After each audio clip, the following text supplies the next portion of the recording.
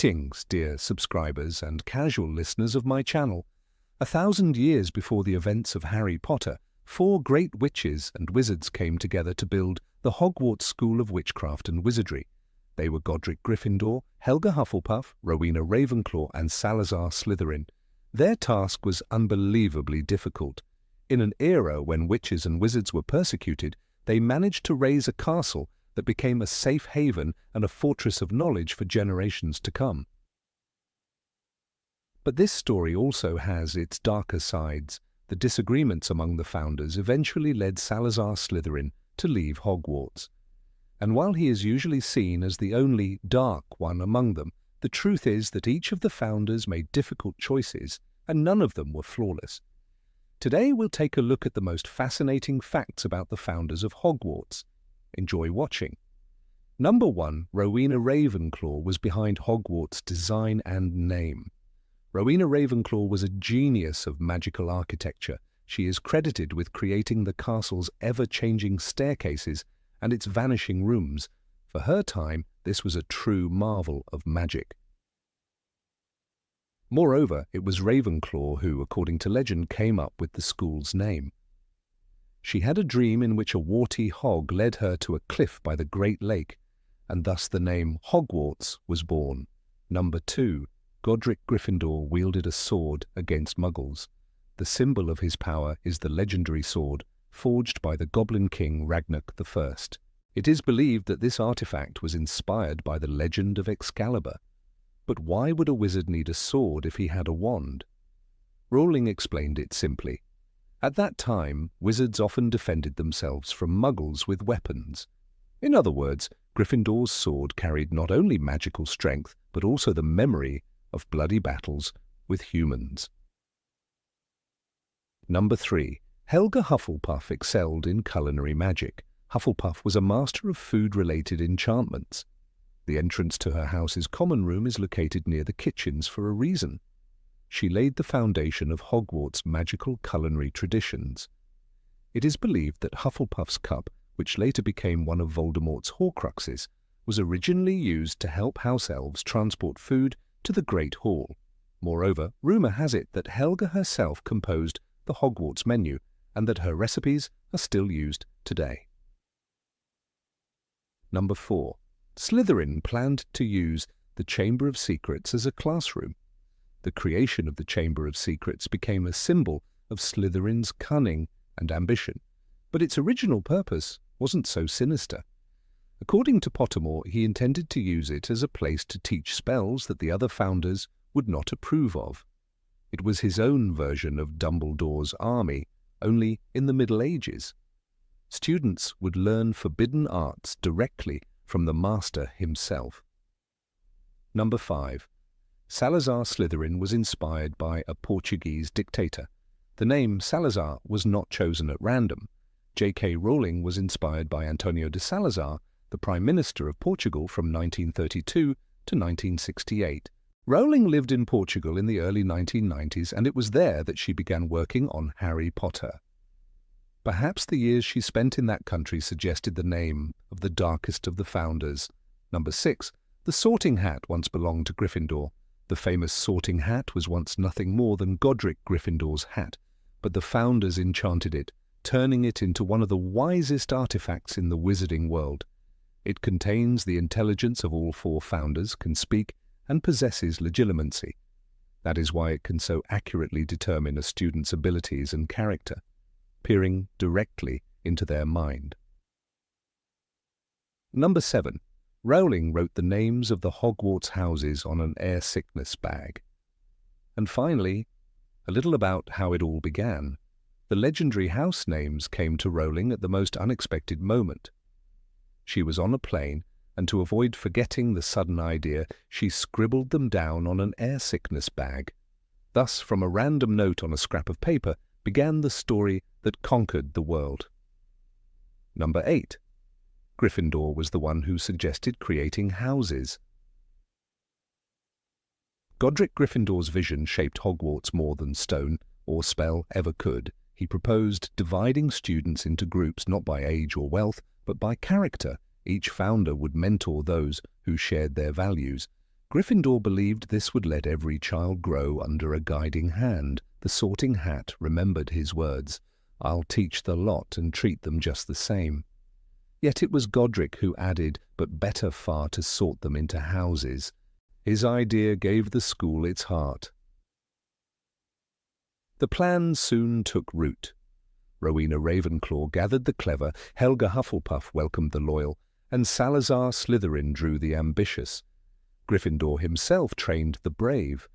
1,000 years later, Harry, Hermione and Ron carried that tradition as true Gryffindors. Without the founders' proposal, Hogwarts might have been just another school. Instead, it became 4 houses bound by rivalry and unity, a balance that defined every generation that followed.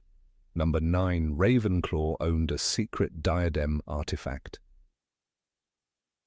Rowena Ravenclaw's diadem was more than silver and jewels. She enchanted it to sharpen the mind, granting clarity and wisdom to anyone who wore it. Students whispered that she kept it hidden, slipping it on only in private when great decisions had to be made. Some even claimed she used the diadem while designing the enchanted staircases, believing no ordinary mind could conceive such shifting architecture. Its power was whispered in awe, and no one doubted it came from her hand. Old chronicles hint at another secret. The diadem may have once acted as a magical key, opening hidden chambers inside Hogwarts. A passage in the secret histories of the castle suggests the lady's crown turned thought to door and wisdom to path. If true, this explains why Rowena guarded it so fiercely. It was not only a treasure, but also a tool that could unlock places no one else could reach. Perhaps this is why she never entrusted it to students, or even her fellow founders. Centuries later, the diadem became a cursed relic when Voldemort turned it into a Horcrux. Harry remembered the Sorting Hat's song, "Wit beyond measure is man's greatest treasure," as he held the destroyed crown in the Room of Requirement. The irony was sharp. What Rowena once forged as a source of enlightenment became a vessel of darkness. The story of the diadem shows how easily wisdom can be twisted, and how even the brightest treasures can fall into shadow. Number 10. Hufflepuff welcomed the first house elves to Hogwarts. Helga. Hufflepuff saw what others ignored. In her time, house elves were beaten, traded, and treated as tools. She believed Hogwarts should be different. Records claim she was the one who invited the first elves to live and work in the castle. They were promised safety, dignity, and food without fear. The great kitchens were built under her direction, a place where elves could labor with pride rather than chains. Her vision shaped Hogwarts forever. Centuries later, Harry Potter himself witnessed it. When he first discovered the kitchens, dozens of elves greeted him with smiles and platters of food. Dobby, the most famous of them, praised Hufflepuff's kindness, saying elves liked working here, sir, because they is treated with respect. What began as Helga's compassion became a tradition that survived wars and betrayals. The Sorting Hat sang of her legacy in Harry Potter and the Philosopher's Stone. Good Hufflepuff, she took the rest and taught them all she knew. That line was not only about students, but also about the elves she welcomed. By giving them a home, she changed the meaning of service. Hogwarts was not just a school, it was a refuge, and it was Helga Hufflepuff who made it so. Number 11, Slytherin had a snake talisman. Salazar. Slytherin was never seen without a small snake coiled around his wrist or hidden in the folds of his robes. Some whispered it was no ordinary creature, but a familiar, a magical companion bound to his bloodline. Others thought it was a symbol, a living emblem of his power over serpents. To his enemies, it was unsettling. To his students, it was proof of his mastery of the dark and the secret. The snake itself has no name in the records, but later, chroniclers called it Natrix. Tales say that when Slytherin spoke in Parseltongue, the snake would raise its head and hiss in reply. This is why many believe it inspired the serpent crest of his house. Centuries later, the Sorting Hat confirmed the link, singing, "Or perhaps in Slytherin you'll make your real friends. Those cunning folk use any means to achieve their ends." The words echo the founder's sly companion, always close, always watching. One story tells of a duel between Slytherin and a rival wizard named Caradoc Dearborn. As spells flashed through the air, Slytherin's snake suddenly slithered forward, biting into Caradoc's staff. The wood cracked, the magic inside splintered, and the duel ended. To his followers, this proved that the snake was more than a pet. It was an extension of Slytherin himself, a guardian as well as a weapon. Some historians go further, arguing that this creature was the first spark of the Parseltongue tradition. They claim Slytherin did not the language but learned it by sharing spirit with the snake. Whether familiar, spirit guardian, or symbol, the serpent shaped his legacy. Every whisper Harry heard in the Chamber of Secrets, every hiss of basilisk scales in the dark, echoed back to that one small snake curling around its master's hand. Number 12. The founders first wanted to build Hogwarts elsewhere. Few people know that Hogwarts was almost built far from the Scottish Highlands we know today. Godric Gryffindor argued for the Welsh border, where rolling hills and ancient forests could shelter young witches and wizards. He believed the region's warrior clans would stand guard if trouble came. Rowena Ravenclaw, however, dreamed of Ireland's cliffs and mountains, saying that wisdom thrived where the air was sharp and the sea sang below. Salazar Slytherin disagreed with both, insisting that marshlands in the south would hide the school completely from Muggle eyes. Their debates grew heated, but each founder had a vision shaped by their character. Rowena's journals, mentioned in The Tales of the Founders, describe her saying, "Let us build where the mind may rise as high as the towers themselves." Slytherin countered that safety mattered more than inspiration, calling his colleagues fools for caring about beauty over survival. Helga Hufflepuff was the one who urged peace, reminding them that harmony mattered more than pride. The Black Lake in Scotland became their compromise. Surrounded by mountains and forests, the site offered the secrecy Slytherin demanded and the grandeur Ravenclaw desired. Gryffindor saw the cliffs as a natural fortress, strong as any wall. Even today, the train that brings students north mirrors the journey the founders once made, leaving behind familiar lands to settle in a place both wild and hidden. The choice proved wise. Centuries later, when Lord Voldemort rose to power, Hogwarts withstood sieges and remained a beacon of hope. "Help will always be given at Hogwarts to those who ask for it," Dumbledore once told Harry. Those words echoed the founders' final decision to root the school in a place both safe and enduring, where generations could seek knowledge without fear of discovery. Number 13. Gryffindor descended from Celtic warriors. Godric Gryffindor's bloodline was tied, some say, to the ancient Celtic warriors of the Highlands. His family carried a tradition of strength and battlecraft, passing down not only courage, but also skill with steel. Unlike many wizards of his time, Godric did not see magic as the only weapon worth mastering. He believed a true defender of the innocent should be able to fight with both wand and sword. That belief later gave birth into the legendary sword of Gryffindor. Legends describe him teaching his students how to parry with a blade before casting a spell. He would duel with them, wand in one hand, sword in the other, weaving strikes and charms together. The Sorting Hat itself remembered his fire and discipline. In Harry Potter and the Philosopher's Stone, it sang, "Their daring, nerve and chivalry set Gryffindors apart." Those qualities were rooted not only in bravery, but also in the ancient warrior codes he carried in his blood. One tale tells of a raid by Muggle hunters near the Glenmore forests. Gryffindor, instead of relying only on spells, fought them with the sword Ragnarok had forged for him. The steel flashed as brightly as his wand, and the attackers fled in terror, believing they had met not a man but a spirit of war. To his followers, this moment proved that magic and muscle could walk hand in hand. His students learned never to underestimate the value of both. The warrior heritage explains why Gryffindor's house has always prized boldness and readiness for combat. Centuries later, Harry himself drew the sword of Gryffindor in the Chamber of Secrets, echoing that legacy.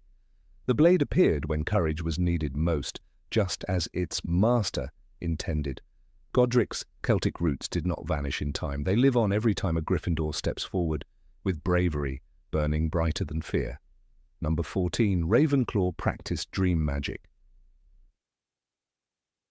Rowena Ravenclaw was known not only for her sharp mind, but also for her strange gift of dream magic. Legends say she often walked through her dreams as if they were halls of her own castle. In one of these visions, she saw a great boar covered in warts leading her across misty hills to a dark lake. When she woke, she knew the name of their new school, Hogwarts. It wasn't chance, she told Godric Gryffindor, but a message carried through sleep. Her students whispered about her late-night wanderings.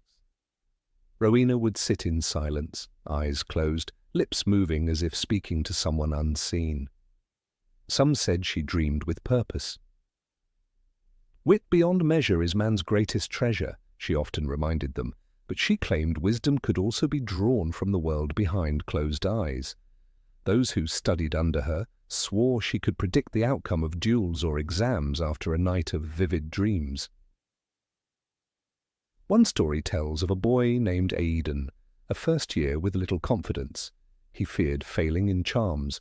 Rowena dreamt of him walking through fire unharmed, a wand glowing in his hand.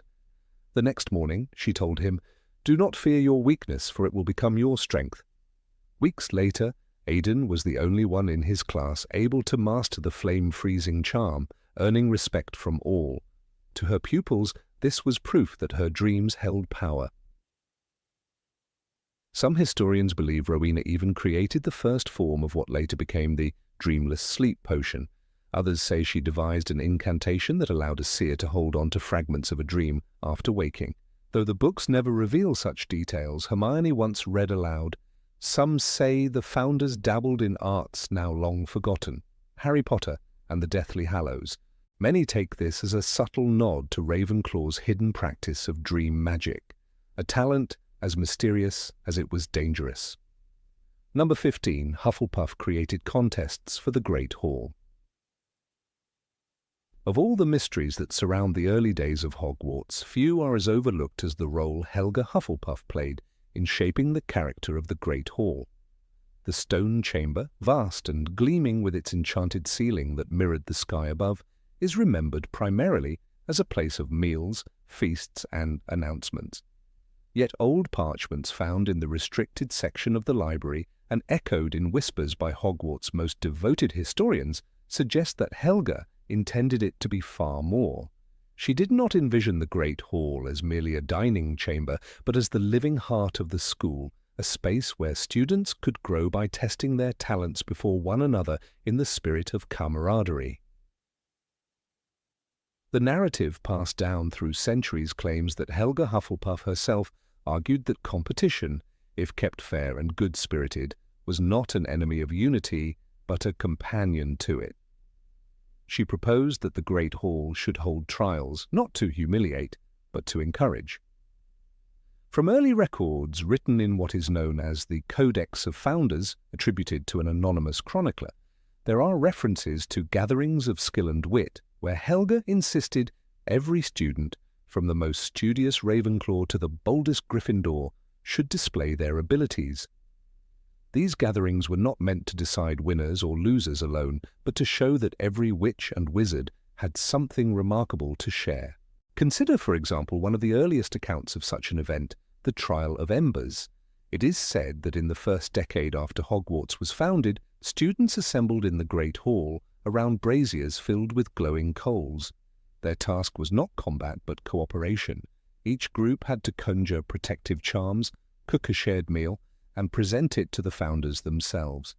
Helga delighted in such trials, believing that magic was not confined to duels or lofty theories, but also in the humble act of creation. Godric Gryffindor praised the flames conjured by his own house, but it was Helga's Hufflepuff students who prepared a stew so rich in flavor that it was remembered for decades.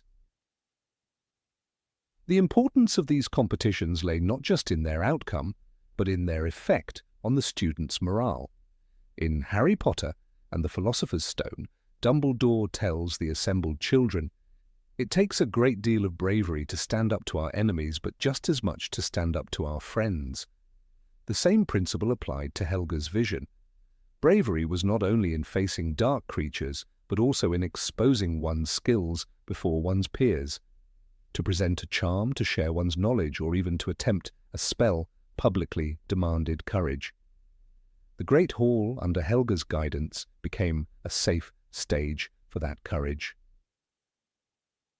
The trials went beyond magical displays. Stories claim that Helga instituted competitions of knowledge where students were invited to recite runes, brew potions, or solve riddles. The Ravenclaws thrived in these moments, often led by their founder Rowena herself, who loved nothing more than a contest of intellect. Yet Helga maintained that victory was not the only goal. Applause and recognition were equally vital. It is said she personally ensured that every participant, regardless of the result, received tokens of encouragement, sometimes simple bread rolls, charmed to taste like the student's favorite treat. These traditions endured for decades. The competitions became seasonal events woven into the rhythm of school life. Yule brought contests of charms, midsummer tested brewing, and autumn marked culinary feasts. However, as Hogwarts grew larger and more formalized, many of these events faded. Later, headmasters focused more on academics, exams, and discipline. Still, echoes of Helga's vision remained, most notably in the inter-house competitions that we know from Harry's time. The House Cup, awarded at the end of each year, is in many ways a distant descendant of the trials Helga first envisioned. The House Cup itself carries Helga's spirit of balanced recognition. In Harry Potter and the Chamber of Secrets, the awarding of the cup is described with solemnity. The points were all counted, the banners hung, and the great hall thundered with cheers. This thunderous celebration is reminiscent of the early days when cheers followed not only victory, but also every student who dared to participate. Helga's vision was that competition should build unity, not division, a sentiment that can still be felt when the entire school celebrates one house's victory, even if grudgingly. It is important to note that Helga's role in shaping the Great Hall is often overshadowed by the grand gestures of the other founders. Godric's sword, Salazar's basilisk, and Rowena's diadem are the stuff of legend, whereas Helga is remembered chiefly for her goblet. Yet when one considers the enduring role of the Great Hall as the school's heart, her influence becomes clearer. Every sorting ceremony, every Halloween feast, every final farewell to students at year's end, all take place in the chamber she defined. And beneath the feasts and festivities lies the memory of her belief that every student deserved to shine. One particularly telling account comes from a fragment attributed to a 15th century chronicler named Aldous Bane, who claimed that Helga once remarked, "If we gather to eat, let us also gather to know each other's strengths." These words, though simple, carry the essence of her philosophy. Food nourished the body, but shared challenges nourished trust, courage, and respect. Even the enchanted ceiling designed by Rowena served Helga's purposes. It transformed the hall into a place of awe, a fitting stage where each young witch and wizard could feel their efforts touched the sky itself. Number 16, Slytherin possessed forbidden scrolls. Of all the figures shrouded in legend within the Harry Potter universe, few stand as enigmatic as Salazar Slytherin. His reputation, shaped by centuries of whispers, suspicion, and fragmented truths, continues to fuel debates among historians of magic. While the four founders of Hogwarts each carried their own secrets, Slytherin's shadow looms darkest, and much of it traces back to rumors that he once possessed forbidden scrolls of immense power. These mysterious manuscripts, said to have accompanied him from distant Egypt, have been cited as the origin of many of his most controversial ideas. What makes this tale so compelling is not only the secrecy with which he guarded these scrolls, but also the traces of their influence still visible in the fabric of wizarding history. Scholars often return to an odd detail recorded in Hogwarts: a history. The text briefly mentions that Slytherin, unlike his counterparts Godric Gryffindor, Helga Hufflepuff, and Rowena Ravenclaw, was fond of retreating into solitude, poring over texts written in a language none of his peers understood. That passing note has given rise to entire theories. Some claim that these were the very Egyptian papyri brought back from travels across the Nile, texts rumoured to deal with death, serpents, and the essence of the soul. While Gryffindor wielded his sword and Ravenclaw her diadem as emblems of wisdom and courage, Slytherin's emblem, the serpent, may have been more than symbolic. It may have been the mark of knowledge inherited from ancient sources. One particular account stands out from the writings of the medieval wizarding scholar Crispinus Vey, who in the 13th century wrote that Salazar carried with him scrolls bound in green leather, smelling of resin and ink, not known to our lands. When questioned, he declared that their contents were not for the weak-hearted. Vey's testimony, though centuries removed from Slytherin himself, has been preserved in the archives of Durmstrang, a school notoriously unafraid of the darker edges of magic. The very survival of this testimony hints that Slytherin's artifacts inspired fear even long after his disappearance. A connection between the scrolls and Parseltongue is often raised. Parseltongue, the ability to speak to snakes, is one of the most defining traits of Slytherin's legacy. While some believed it a hereditary gift, others argue it may have been codified and refined through the study of these forbidden texts. In Chamber of Secrets, Dumbledore warns Harry that Parseltongue is an unusual ability and not a skill you can learn, but skeptics point to evidence that the magical language could have been cultivated. If ancient Egyptian priests considered serpents sacred, often linking them with rebirth and immortality, it would not be far-fetched to imagine that Slytherin unearthed spells and rituals devoted to communicating with these creatures, embedding the power into his bloodline. The rumours take on an even darker shade when tied to the concept of Horcruxes. Centuries later, Horace Slughorn reluctantly confessed to Tom Riddle that Horcruxes were the most terrible of all dark arts. Slughorn himself claimed ignorance of their origins, but scattered theories suggest Slytherin may have been among the earliest to experiment with the idea. The Forbidden Scrolls in this interpretation were not merely relics of magical linguistics, but grim manuals on splitting the soul. One theory proposes that the earliest drafts of soul-binding magic were hidden in those very manuscripts, with Slytherin abandoning full experimentation, but leaving seeds of thought that centuries later sprouted in the mind of Voldemort, his most notorious descendant. It is no coincidence that Voldemort idolized Slytherin and retraced his path into the Chamber of Secrets. The chamber itself, concealed within the castle's foundations, stands as testimony to Slytherin's belief in secret knowledge. According to the Tales of Hogwarts, an old collection of fables, Slytherin carved stone with words only serpents obey, sealing away knowledge until one worthy would descend. The serpent-engraved door may well have been inspired by what he had read in the Egyptian scrolls, for similar carvings are found in tombs near Luxor. Such parallels blur the line between myth and history, but they provide fertile ground for speculation. Yet the mystery remains. Why did Slytherin keep these scrolls hidden from his colleagues? Gryffindor valued transparency, Hufflepuff honesty, Ravenclaw knowledge, shared for the benefit of all. Slytherin, however, hoarded his discoveries. Some argue it was distrust, the same distrust that led him to advocate for pure blood admission to Hogwarts.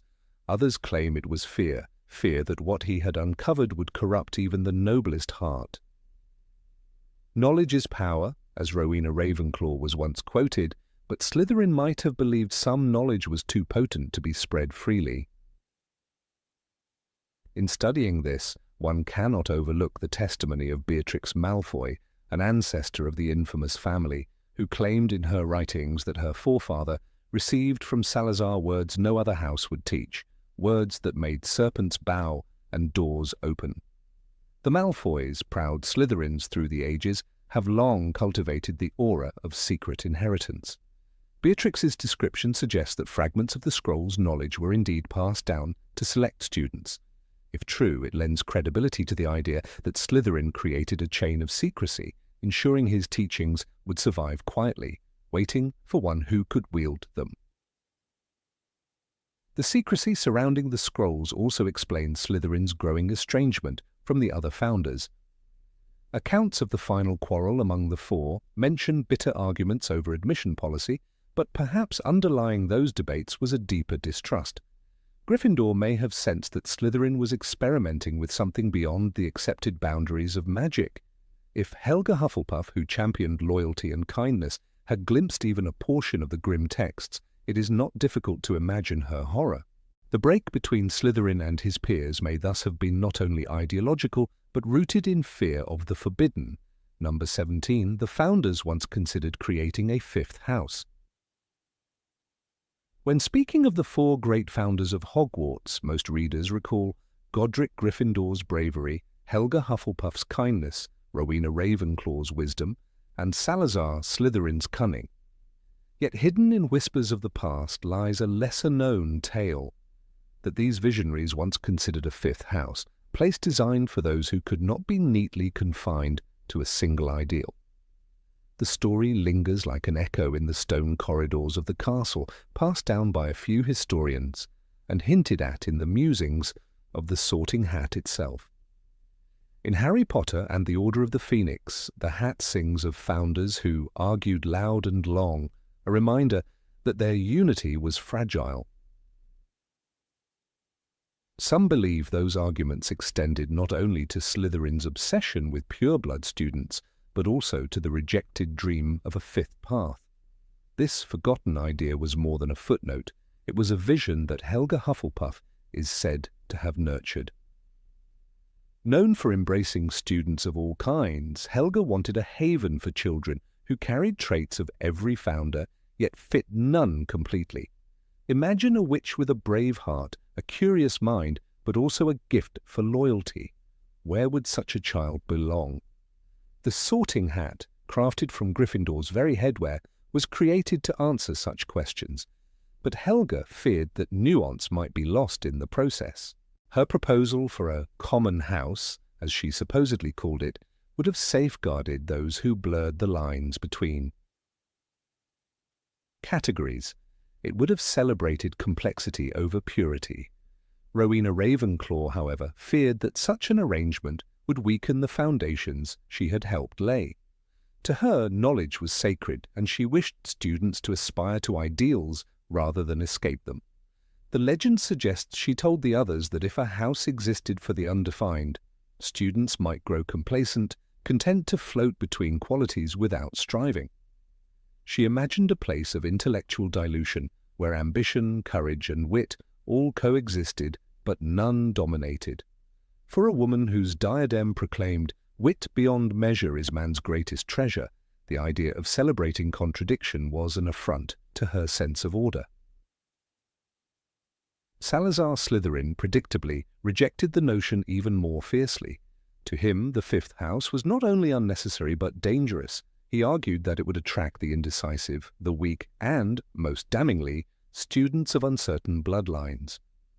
Slytherin's obsession with lineage made him wary of any system that blurred boundaries, since those boundaries were what he believed preserved magical purity. In his view, a general house would be a refuge for outcasts, and he had no desire to nurture outcasts. The very idea hardened the divisions already growing among the founders and became one more crack in the fragile alliance that bound them. Godric Gryffindor's stance, curiously, is the hardest to trace. Some accounts suggest he was sympathetic to Helga's dream, for he often sought fairness in matters of students. The Sorting Hat, which once belonged to him, still recalls in Harry Potter and the Philosopher's Stone that Gryffindor, from Wildmoor, fair Ravenclaw, from Glen, sweet Hufflepuff, from Valley Broad, shrewd Slytherin, from Fen. That poetic refrain shows his recognition of different lands and different hearts.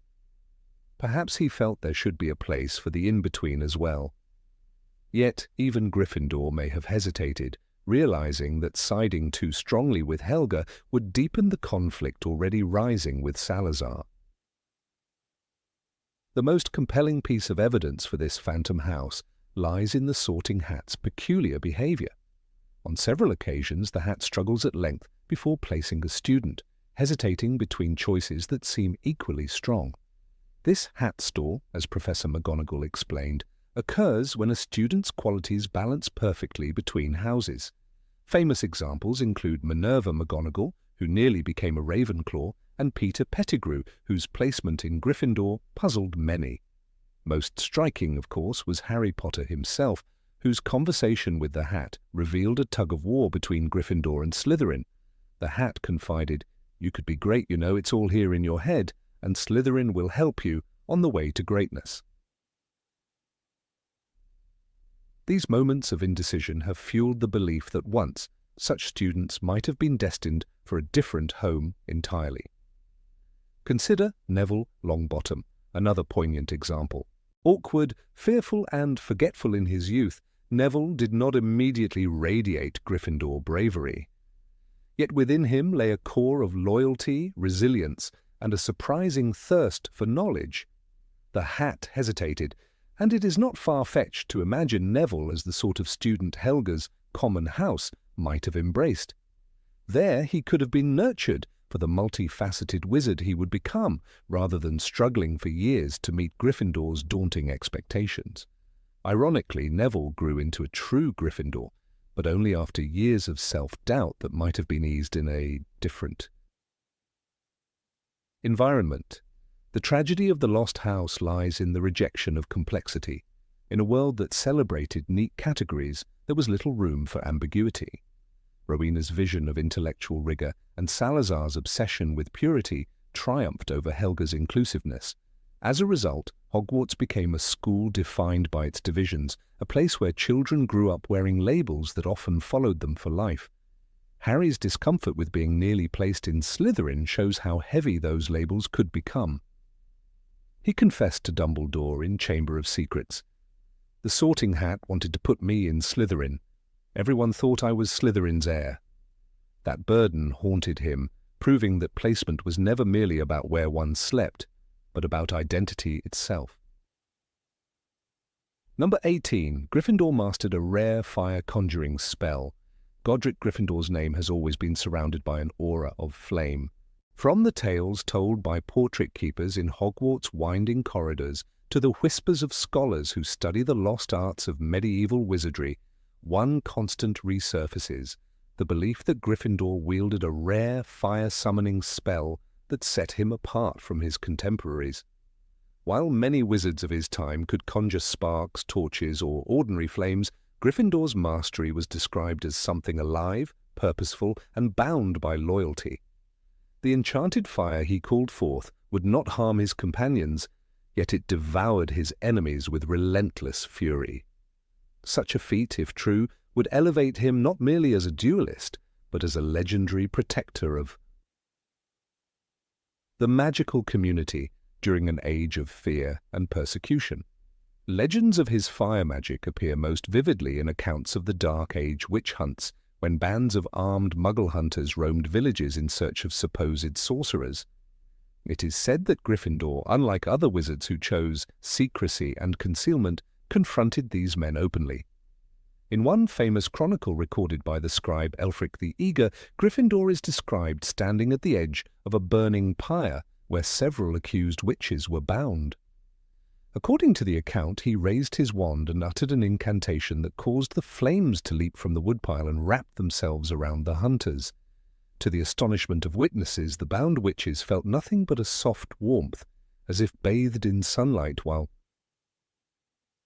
their captors fled, scorched and terrified. The image of fire that discriminated between friend and foe became central to his legend, reinforcing his reputation as both warrior and savior. Scholars have long debated whether this power was a refinement of an existing spell or a creation entirely his own. The modern incantation incendio is the standard for conjuring fire, yet its effect is crude, a burst of flame, uncontrolled, often dangerous even to the caster. Gryffindor's supposed spell, by contrast, carried intelligence. Some magical historians speculate it might have been a prototype of the enchanted flames later known as fiend fire, a terrifying curse introduced in Harry Potter and the Deathly Hallows when Crabbe unleashed it in the Room of Requirement. Hermione Granger, upon seeing it, warned, "It's fiend fire, cursed fire, it's uncontrollable." The difference, however, lies in the control. Where Crabbe's fire destroyed friend and foe alike, Gryffindor's was remembered as merciful toward allies.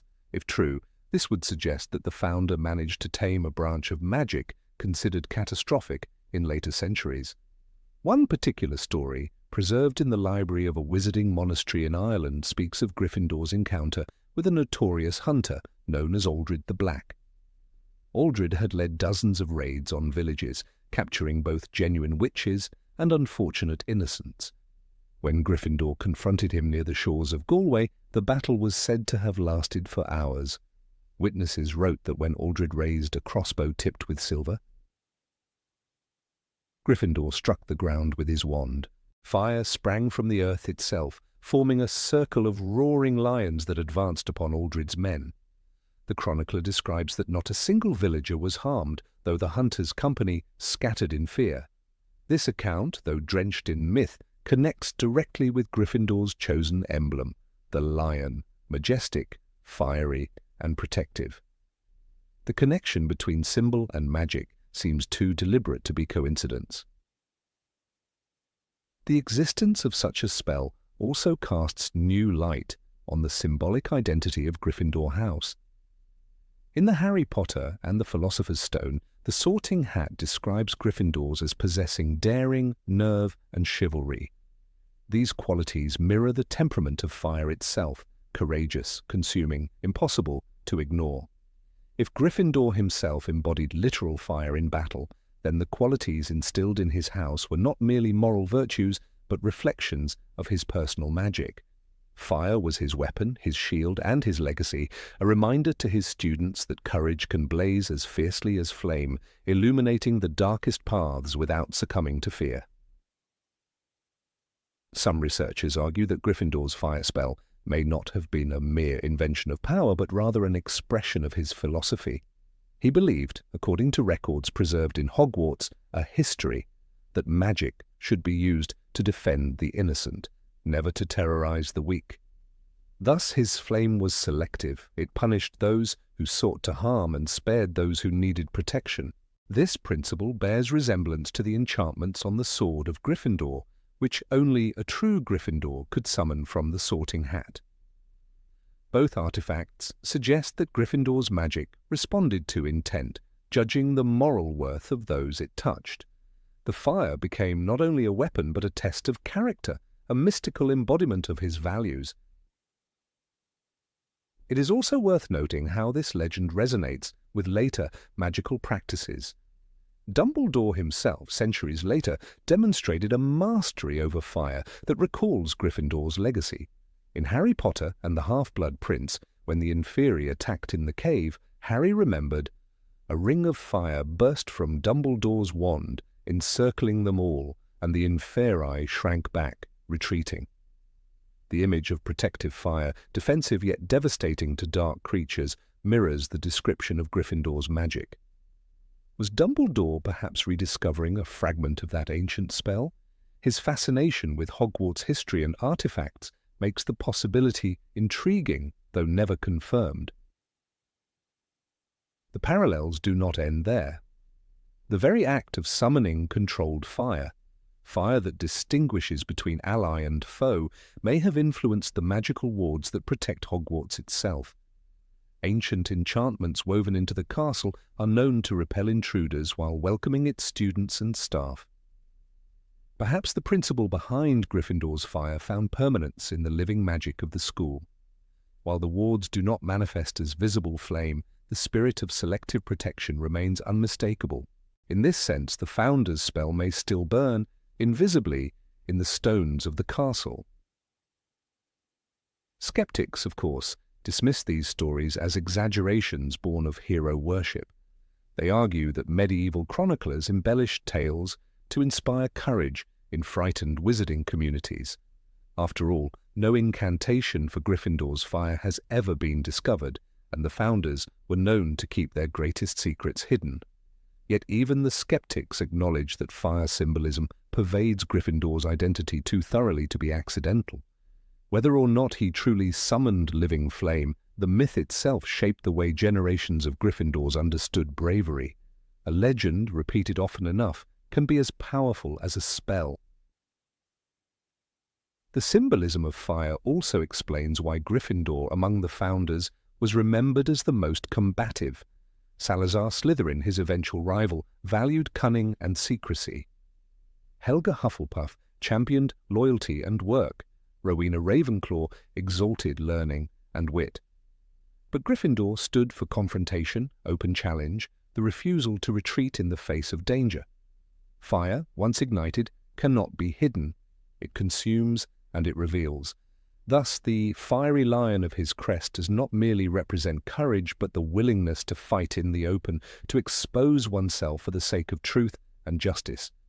If Gryffindor indeed summoned fire that spared allies, then he quite literally embodied the ethos of his house. Curiously, one forgotten fragment of parchment held in the restricted section of the Hogwarts library hints at an incantation tied to Gryffindor's flame. The words, half-burnt and barely legible, speak of Igneus Fidelis, roughly translating to faithful fire. Though never verified, the phrase suggests that Gryffindor's flame was bound to loyalty, responding only when cast in the defense of others. This detail aligns with the consistent theme that his magic was moral, not neutral. Unlike fiend fire, which devours indiscriminately, his fire was faithful, as bound to its caster's heart as the sword of Gryffindor is bound to courage. Modern spell theorists attempt to reconstruct this lost art, but warn of the dangers. Even Hermione Granger, who possessed unparalleled mastery of charms and curses, remarked on the unpredictability of fire spells. The danger lies not only in their destructive capacity, but in their tendency to escape control. Yet the persistence of Gryffindor's legend challenges the notion that such mastery is impossible. If one wizard, in a darker and less advanced age, could tame flame, what does that say about the limits of magical will? Perhaps the real legacy is not the spell itself, but the inspiration to push boundaries while grounding power in values. The connection between Gryffindor's fire and the lion emblem also resonates with ancient magical symbolism. In many traditions, lions are associated with the sun, with courage, and with the burning energy of life itself. To medieval wizards who drew heavily from myth and heraldry, these symbols were more than decoration. They were sources of magical strength. Gryffindor's choice of the lion may therefore not have been arbitrary, but deliberate, a magical pact between himself and the archetype of fire. His flame was not merely conjured, but embodied, channeled through the living image of his house. Finally, the enduring fascination with Gryffindor's fiery spell underscores the power of legend in shaping identity. Students who walk through the scarlet-draped common room may never learn the full truth, yet they inherit the story with every sorting hat song, every whispered tale of the founder's courage. Fire continues to blaze in their imaginations, a reminder that bravery is not the absence of fear, but the will to confront darkness with light. Whether Gryffindor truly summoned faithful fire or not, the story endures, and in its endurance, it burns brighter than any flame. Number 19. Ravenclaw owned a magical mirror. Of all the legends that hover around the founding of Hogwarts, few are as mysterious as the whispers about Rowena Ravenclaw's mirror. This artifact, known only in fragments of tales passed down from student to student, was said to be unlike any ordinary mirror. It was not built to flatter vanity nor to reveal hidden desires as the Mirror of Erised did centuries later. Instead, it was created to expose the deepest intellectual potential of the one who dared to stand before it. For Ravenclaw, whose mind was her greatest weapon, such a tool was far more valuable than 1,000 spellbooks. Scholars of magical history claim that this mirror, shimmering with a soft blue light, was once the very means by which she chose the brightest souls for her house, measuring not wealth or bloodline, but the sharpness of wit and thirst for knowledge. Stories suggest that Rowena, who was sometimes called by the old name Candida in forgotten manuscripts, crafted the mirror with her own hand, imbuing it with charms derived from runes older than Hogwarts itself. Unlike the enchanted portraits that decorated the castle, the mirror did not speak, nor did it smile. Instead, when a person stood before it, the reflection would begin to shift.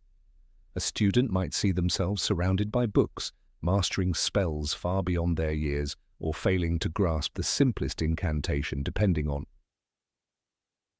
their hidden potential. This vision was not a guarantee of the future, but a glimpse of possibility. In that sense, it resembled Professor Trelawney's prophecies, elusive, sometimes misleading, yet powerful enough to shape decisions. According to the 12th century wizard Alaric Thorne, whose scrolls are preserved in the restricted section of the Hogwarts Library, Ravenclaw would invite children from wizarding families to stand before the mirror before the sorting hat existed. Alaric wrote, "Those who gleamed with the light of learning in her glass were welcomed into her wing, and those who cast no brilliance were sent away." Though modern historians caution against taking his words literally, the passage has fueled centuries of speculation. Could it be that Ravenclaw's preference for wit and wisdom was not a personal judgment, but rather the verdict of her enchanted mirror? This story gains even more weight when considered alongside the famous line from Harry Potter and the Philosopher's Stone, where the sorting hat describes Ravenclaw students as those of wit and learning who will always find their kind. The sorting hat, imbued with the intelligence of the four founders, must have inherited its criteria from somewhere. If Rowena truly relied on her mirror to discern potential, then the hat's method of recognizing traits may well have been influenced by this earlier artifact. In this way, the hat becomes a continuation of her legacy, even if the mirror itself vanished. The most intriguing element of this legend is the claim that the mirror disappeared upon Ravenclaw's death. Some say it was buried with her in the mountains where she passed away. Others insist that her daughter Helena stole it, just as she stole her mother's diadem, only to lose it in her restless flight. The Grey Lady herself never mentioned the mirror in her rare confessions to Harry Potter, but the possibility lingers. If Helena carried away both treasures, then perhaps the mirror, like the diadem, could still be hidden within the castle, cloaked by centuries of dust and enchantments. Imagine the irony if the mirror now rests forgotten behind the same walls that once concealed the diadem. The connection between the diadem and the mirror is impossible to ignore. Both artifacts were said to enhance intellect, one by granting wisdom to the wearer, the other by revealing potential in the viewer.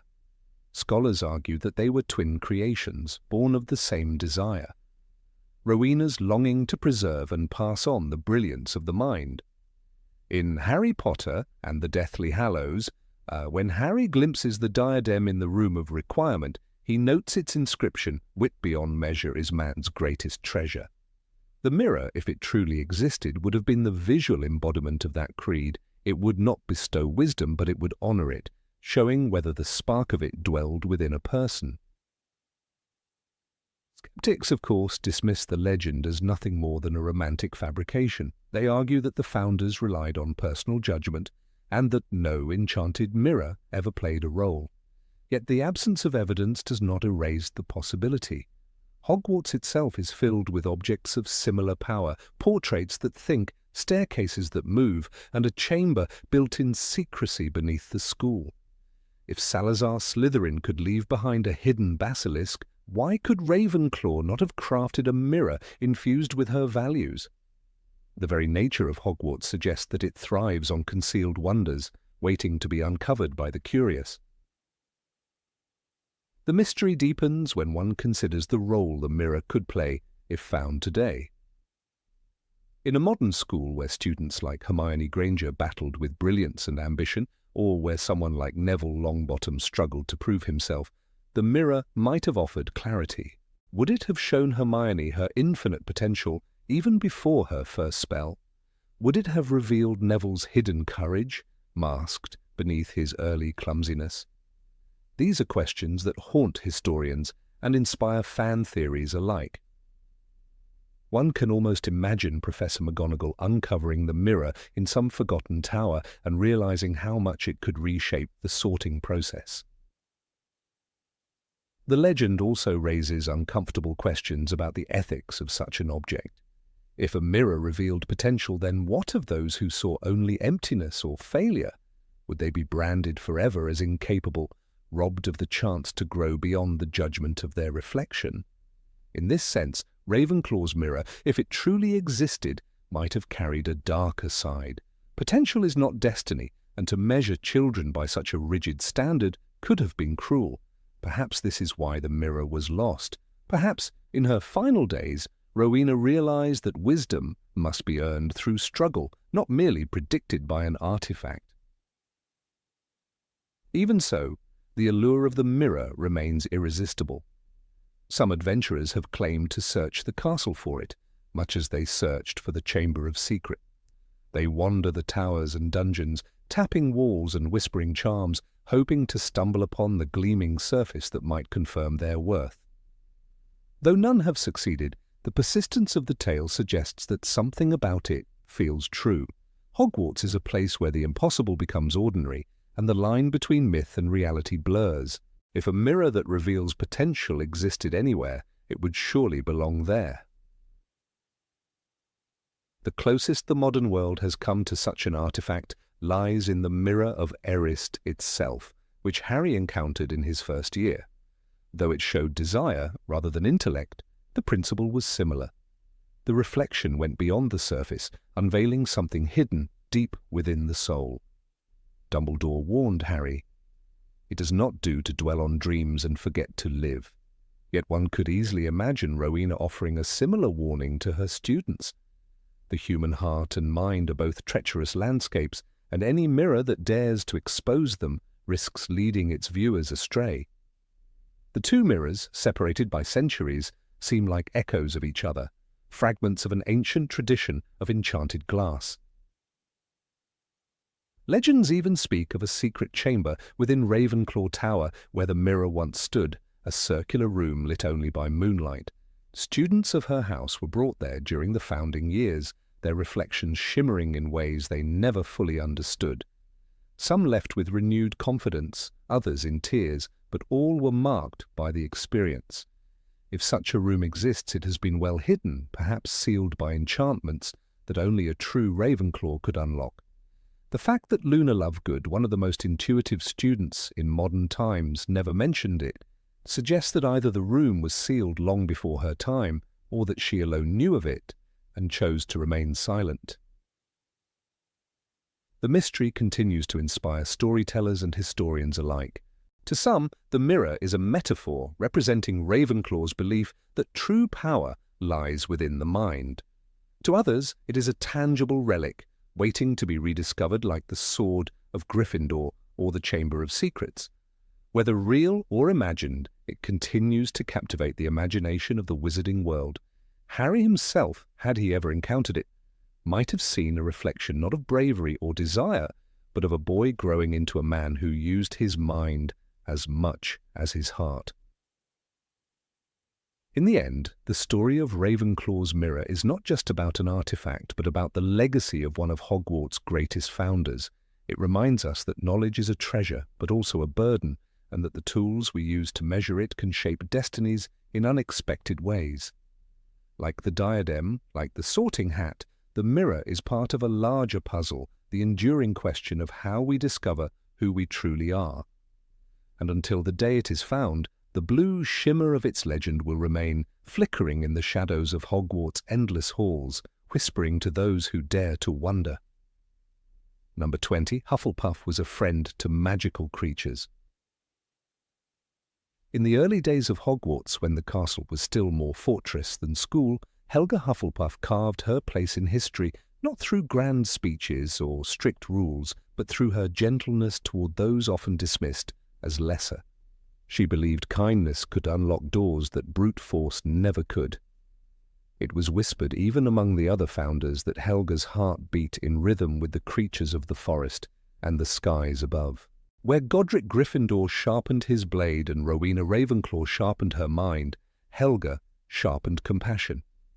The legend that she invited the first magical beasts into the grounds is more than folklore.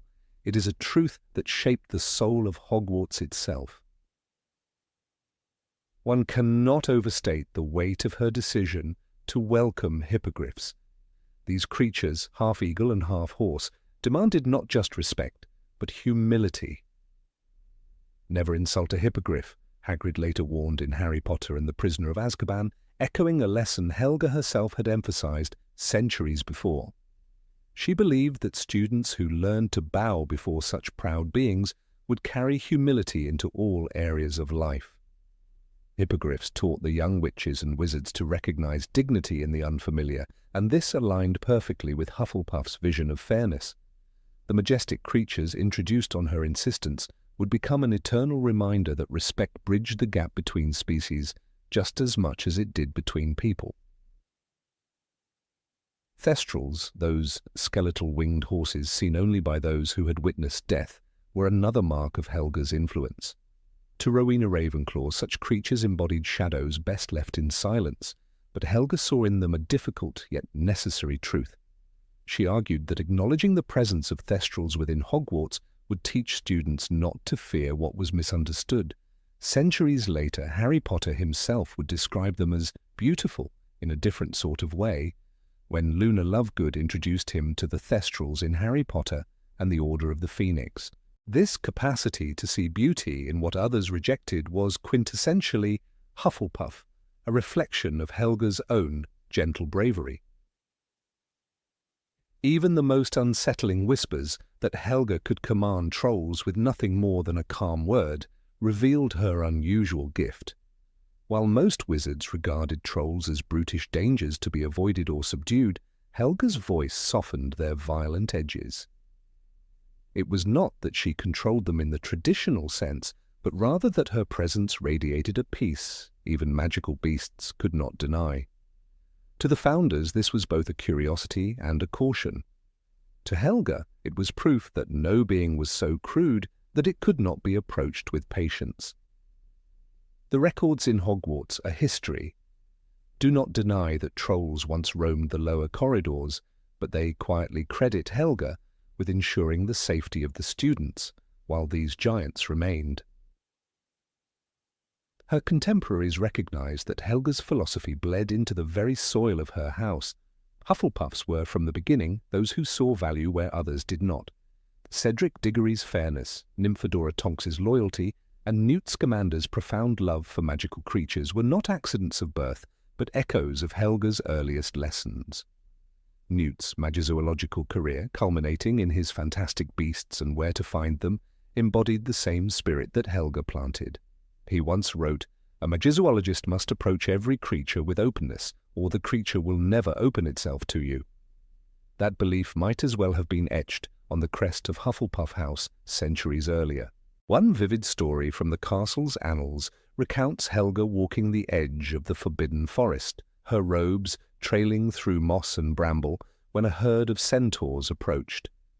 Unlike others who had attempted to command or negotiate with them, Helga merely listened. She bowed her head in acknowledgement of their wisdom. A bond formed that day, not of ownership but of mutual respect. It is said that for generations afterward, centaurs permitted Hufflepuff students to wander closer to their glades than they did others. This tradition remained even into Harry's time, when Firenze the Centaur agreed to teach divination, a decision rooted in that long-forgotten friendship. Hogwarts was not without skepticism toward Helga's choices. Salazar Slytherin, ever suspicious of what he deemed weakness, questioned why the castle should welcome beasts that posed danger. To him, inclusion was foolishness, not virtue. But Helga argued that a school designed to prepare the next generation of witches and wizards should not shield them from challenges. It should instead teach them to meet danger with understanding. In her view, the beasts were not threats, but teachers. Centuries later, Dumbledore himself would echo this philosophy when he told Harry, "It is our choices, Harry, that show what we truly are, far more than our abilities." Helga had chosen openness, and that choice defined her legacy. The magical kitchens of Hogwarts too bore Helga's imprint, for she staffed them with house elves who were treated kindly rather than cruelly. Though not beasts in the wild sense, these beings were still looked down upon by many in the wizarding world. Helga's decision to welcome them, offering them shelter and purpose rather than chains, fits seamlessly with her broader affection for magical beings. Hufflepuff gave the house elves work and treated them with respect, Hermione would to note in her own arguments for elf rights. Thus, Helga's compassion extended beyond the forest and into the hearth of the school, where the elves remained devoted not through subjugation, but through gratitude. The echoes of her bond with creatures can be seen most dramatically in Newt Scamander's adventures. His case brimmed with creatures both feared and misunderstood, the thunderbird, the niffler, the bowtruckle. Newt's reverence for each life form was, in truth, an inheritance of Helga's tradition. Where others sought to control or banish magical beings, Newt sought to understand them. Even his awkward kindness mirrored the patience of Hufflepuff herself. In his lifetime, Newt was often underestimated, just as Helga had been in hers, yet history vindicated both by showing that empathy accomplished what ambition alone could not. There is a curious pattern in the fate of Hufflepuffs who engaged with creatures. They were rarely the ones celebrated with statues or songs, yet their impact was undeniable. Cedric Diggory's fair play in the Triwizard Tournament included his willingness to share information about the dragons with Harry. Though Gryffindors are often remembered for bravery, Cedric's decision was rooted in the same sense of respect for creatures that his founder prized. Dragons were not to be mocked or exploited, but faced with seriousness and caution. This instinct revealed the thread connecting every true Hufflepuff: respect first, glory second. Even the darker tales affirm Helga's influence. The story of the basilisk in the Chamber of Secrets demonstrates what happens when magical creatures are weaponized by fear and prejudice. Salazar Slytherin's serpent contrasted sharply with Helga's hippogriffs and thestrals.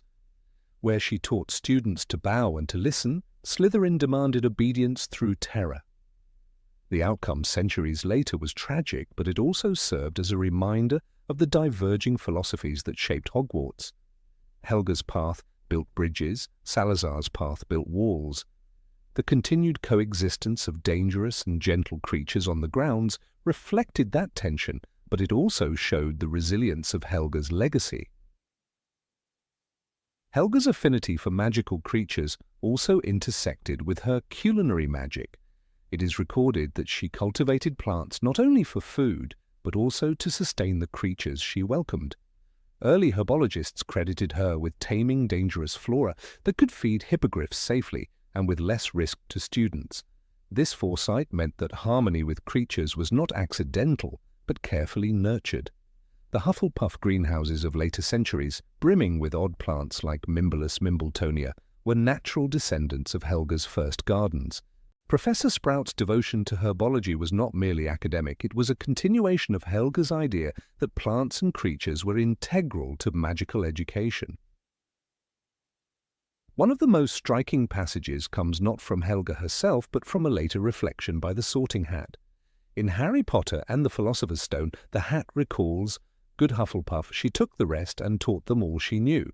While often interpreted as a statement of her fairness toward students, this line can also be read as an echo of her attitude toward creatures. She did not sort based on prestige or purity, but embraced those overlooked, just as she embraced the misunderstood beings of the magical world. The Hat's song immortalized her philosophy that every voice, whether human or beast, had something worth teaching.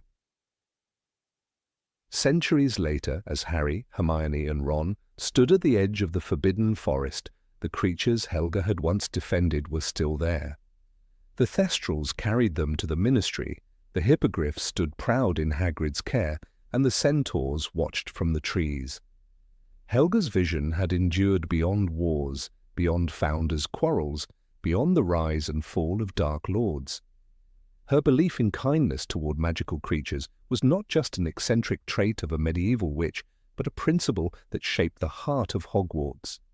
It is why the Hufflepuff house is remembered not merely for diligence and loyalty, but for a deeper truth. They see value where others see none, because their founder once looked into the eyes of a beast and found a friend. Number 21. Slytherin invented a unique protection spell. The legacy of Salazar Slytherin has always been painted in shades of suspicion and mistrust. For centuries, his name has been synonymous with ambition, cunning, and the darker side of magic. The Sorting Hat itself warned new students that Slytherin would use any means to achieve their ends, a phrase that settled into the consciousness of the wizarding world as proof of his dangerous inclinations. Yet history, like magic, is rarely so simple. Recent studies of early medieval spellcraft, combined with fragments of manuscripts preserved in the restricted section of the Hogwarts library, suggest that Slytherin was not merely a pursuer of dark power. He may, in fact, have been the creator of one of the most enduring defensive spells in magical history, a protective enchantment capable of shielding both against physical intrusion and magical assault. To consider Slytherin only a villain is to miss the irony of his deeper contribution, the possibility that Hogwarts itself still stands safeguarded by the spell of the man most condemned for his dangerous ideals. The rumour begins with an obscure entry in the journal of Phineas Nigellus Black, a headmaster of Hogwarts known for his sardonic wit and loyalty to Slytherin's house. He wrote, "Castle resists not by stone, nor by enchantment alone, but by the will of he who foresaw threats both from within and without." Scholars long debated this cryptic line, often dismissing it as allegory, yet hidden beneath the layers of disdain for Slytherin, some researchers now suspect that this is a direct reference to his mastery of protective enchantments. For centuries, students have marveled at the way Hogwarts repels Muggle eyes, renders itself invisible to would-be intruders, and deflects hostile spells hurled against its walls. Most assume that these enchantments were layered over centuries by numerous headmasters. The alternative theory is both more unsettling and more elegant, that the first foundation of the castle's protection came from Slytherin himself. When one recalls the Battle of Hogwarts, the significance of such protections comes into sharper relief. In Harry Potter and the Deathly Hallows, when Voldemort and his followers attempted to breach the castle, dozens of professors and students contributed their own defensive spells. "Protego Maxima Fianto Duri, Repello Inimicum," shouted Flitwick, Sprout, and Slughorn as they wove their shields together. Yet even in that moment, the ancient magic of the castle itself stirred. The book describes great enchantments like a shimmering dome of power settling over the towers, as though an older, deeper layer of defense had awoken beneath the fresh incantations. Was this the lingering force of Slytherin's spell, bound to the stones of the school since its earliest days? The thought casts an entirely new light on the legacy of the founder. Consider also the unusual nature of the protective barrier attributed to him. While most defensive spells in modern wizardry serve a singular purpose, such as the shield charm to block curses or the Fidelius charm to conceal a secret, Slytherin's enchantment, according to fragments of ancient texts, combined both functions. It formed a barrier that barred the passage of people, repelled magical hexes, and cloaked the protected space in illusion. In essence, it was a tri-layered defense, far beyond the capabilities of his time. That a single wizard could create a spell functioning on multiple magical dimensions suggests not only genius, but also a deep understanding of magical intention. It is perhaps the greatest irony. That Slytherin, remembered for his obsession with blood purity, may have been responsible for a protection that preserved the safety of generations of young witches and wizards of every background. One cannot ignore the testimony of Bathilda Bagshot, author of A History of Magic, who wrote in one of her lesser-known essays, "The founding of Hogwarts was not only the uniting of four brilliant minds, but also the convergence of defensive arts. If not for Slytherin's cunning wards, the castle would have fallen to hostile eyes long before its reputation was secured. Bagshot's words, often overshadowed by her more famous works, now appear prophetic. Though she herself was not a Slytherin sympathizer, she acknowledged the technical superiority of the magical barriers that surrounded the school. To weave a protective spell that endured centuries without degradation required something beyond ordinary skill. It demanded an original incantation tied directly to the very identity of the caster. Legends say that the spell's incantation was never passed down in its complete form. Instead, Slytherin is believed to have anchored it into the very foundations of the castle, embedding his protective barrier in the stone as surely as Rowena Ravenclaw embedded her enchantments into the staircases. While Gryffindor shaped the ethos of courage, Ravenclaw the pursuit of wisdom, and Hufflepuff the devotion to loyalty, it seems that Slytherin, the most distrusted of them all, gave Hogwarts something more tangible, the capacity to endure attacks. His protection was not of the heart or mind, but of walls, gates, and unseen barriers, a contribution more practical than any of his peers. The nature of such irony cannot be overstated. In the Chamber of Secrets, Tom Riddle sneered at Harry, declaring, "Salazar Slytherin wished to be more selective about the students admitted to Hogwarts. He believed magical learning should be kept within all magic families." That prejudice, transmitted across centuries, defined the popular memory of Slytherin as a man consumed by intolerance. Yet in reality, he was also a master of defensive magic, and his spell may have saved countless half-bloods and muggleborns in later ages. When Death Eaters stormed the castle, when giants hurled their clubs, when spells of fire and destruction rained upon the walls, those within were spared by enchantments that Slytherin himself may have created. The contradiction is breathtaking. The man who rejected muggleborns may have ensured that they too would survive within his fortress. Examples of this paradox extend to later centuries. In the 17th century, during the Goblin rebellions, records indicate that rebels attempted to breach Hogwarts gates. Despite using advanced goblin-forged weaponry and curses designed to break stone, the castle remained unharmed. No contemporary defensive spell could have withstood such an assault for long. Yet the walls shimmered with an unseen resistance, and the rebels retreated. It was never explained in official ministry reports how the school remained safe, but hints in letters from the era suggest the continued presence of ancient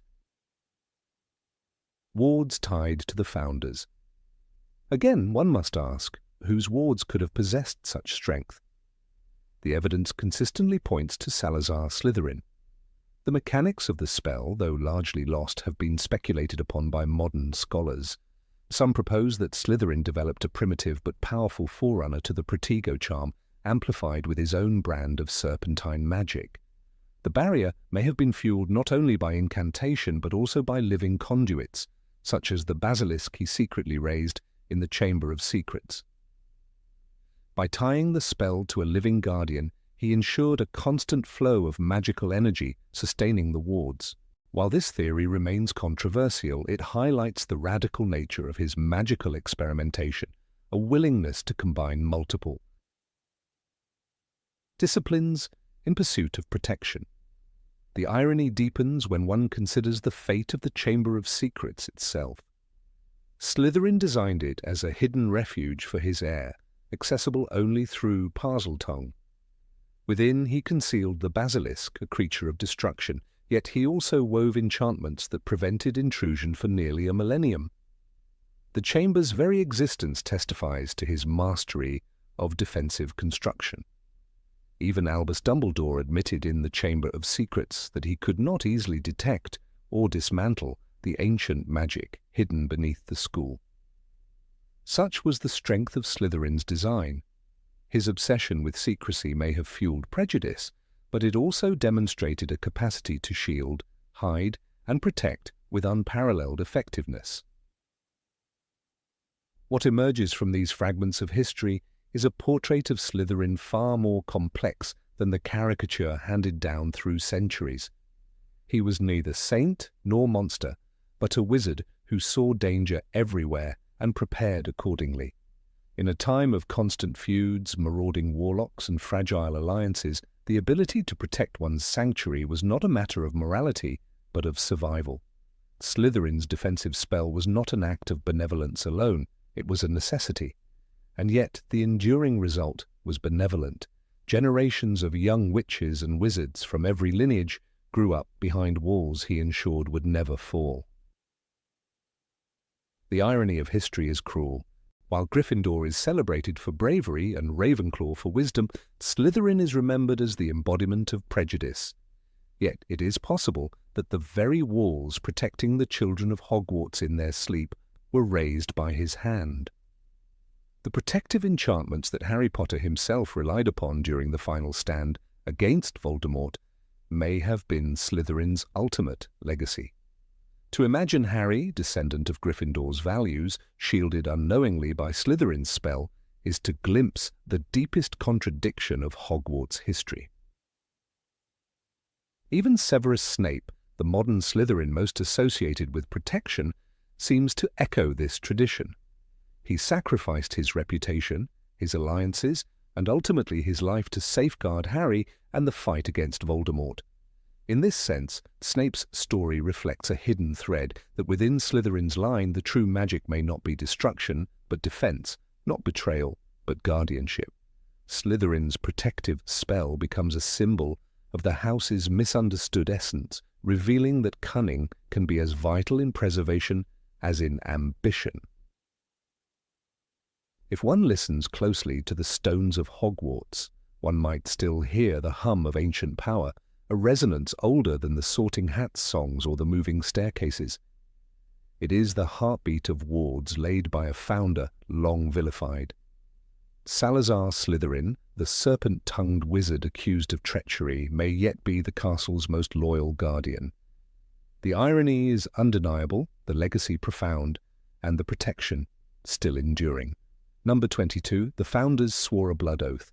When historians of the wizarding world speak of Hogwarts, they rarely question why the castle itself has endured for so many centuries, stronger than the kingdoms and dynasties that rose and fell around it. The great stone walls have withstood wars, betrayals, and countless attempts at destruction, yet they remain unbroken. Ancient scrolls hidden in the restricted section of the Hogwarts library contain whispers of a ritual that bound the castle's fate to the blood of its creators. Godric Gryffindor, Salazar Slytherin, Helga Hufflepuff, and Rowena Ravenclaw were not only architects of a school, they were participants in a solemn rite that tethered their lives, and possibly their afterlives, to the institution they founded. The notion of a blood oath was never explicitly written in wizarding lore, but fragments survive in runic inscriptions found beneath the castle's foundations. A rune scholar once claimed that these markings bore the seal of 4 distinct magical signatures, each tied to a legendary founder. Rowena Ravenclaw's glyph was said to shimmer faintly with blue light under the moon, while Godric's pulsed a deep scarlet reminiscent of the courage he valued most. These were not decorative carvings, but magical imprints, eternal witnesses to a pact made with iron and blood. Help will always be given at Hogwarts to those who ask for it, Dumbledore once said in Harry Potter and the Chamber of Secrets, and many have speculated that his words echoed the very essence of this ancient oath. It is believed the ritual took place on the night the first stone of Hogwarts was set in the ground. The founders gathered around an obsidian altar, a relic brought by Rowena from her ancestral lands in the Scottish Highlands. Each carried a blade, not forged of ordinary steel, but tempered with enchantments to pierce magical essence. The chroniclers say that when the moment came, each founder cut their palm and let the blood flow onto the stone, mixing together in a shimmering pool that glowed brighter with every drop. As the blood mingled, the castle itself seemed to breathe for the first time, its walls drinking in the power of unity and sacrifice. The terms of the oath were straightforward yet profound. The school would endure for as long as the bloodline of the founders remained tied to the earth, and the magic of their sacrifice would shield it from all who sought to harm it. This explains why, even in the darkest days of the Second Wizarding War, when Death Eaters stormed Hogwarts, the castle rose against them with a will of its own. Staircases shifted not merely from whimsy, but with deliberate intent to protect. Doors sealed themselves against intruders, and suits of armor marched to battle. The castle was alive because of that blood pact, a guardian bound by the promise of its creators. Skeptics argue that the resilience of Hogwarts lies only in the advanced enchantments woven by generations of headmasters. Yet one cannot ignore the peculiar persistence of founderly presence. Consider the Sorting Hat, a sentient artifact created by Godric Gryffindor himself, which continues to speak with the combined wisdom of all four founders. The hat once told Harry Potter, "I've never yet been wrong," echoing a certainty that suggests the oath endowed it with more than enchantment. It gave it a voice of eternal guardianship. How else could an object endure the centuries with such clarity of memory? The case of the Chamber of Secrets adds further weight to this theory. Salazar Slytherin's hidden chamber, unknown to his fellow founders, was accessible only to his true heir. Yet when the chamber was opened in Harry's second year, the basilisk within did not destroy the castle itself, even though it could have. The basilisk's rage was directed at students, never at the foundations of Hogwarts. Perhaps even Salazar's darkest creation could not defy the blood oath which bound the castle to preservation above all else. This restraint may have been the silent echo of a vow made in a forgotten night. Rowena Ravenclaw's legacy offers another clue. Her diadem, lost for centuries, carried not just knowledge but an enchantment of preservation. It whispered wisdom, but also warned of the corruption of greed when Tom Riddle defiled it with a Horcrux. The diadem's resilience, surviving for centuries in the Room of Requirement, may be seen as another strand of the Founders' Pact. Their artifacts, like the castle itself, were built to endure beyond natural limits. If a diadem could resist decay, why not the walls of the castle, soaked in the power of their blood? Ghostly apparitions add yet more intrigue. The Bloody Baron, the Grey Lady, the Fat Friar, and nearly headless Nick are all tied to the era of the Founders. But some scholars claim there have been rare sightings of figures resembling the Founders themselves, appearing in moments of grave peril. During the Battle of Hogwarts, more than one fighter reported a vision of a tall, armoured man with flaming hair guiding lost students through smoke-filled corridors. Was it a trick of the light or the lingering shade of Godric Gryffindor answering the oath he once swore? The oath theory also provides an explanation for why Hogwarts' destruction seems impossible. When Voldemort used the Elder Wand against the castle walls, the damage was only superficial. Rubble fell, but the heart of the fortress held firm.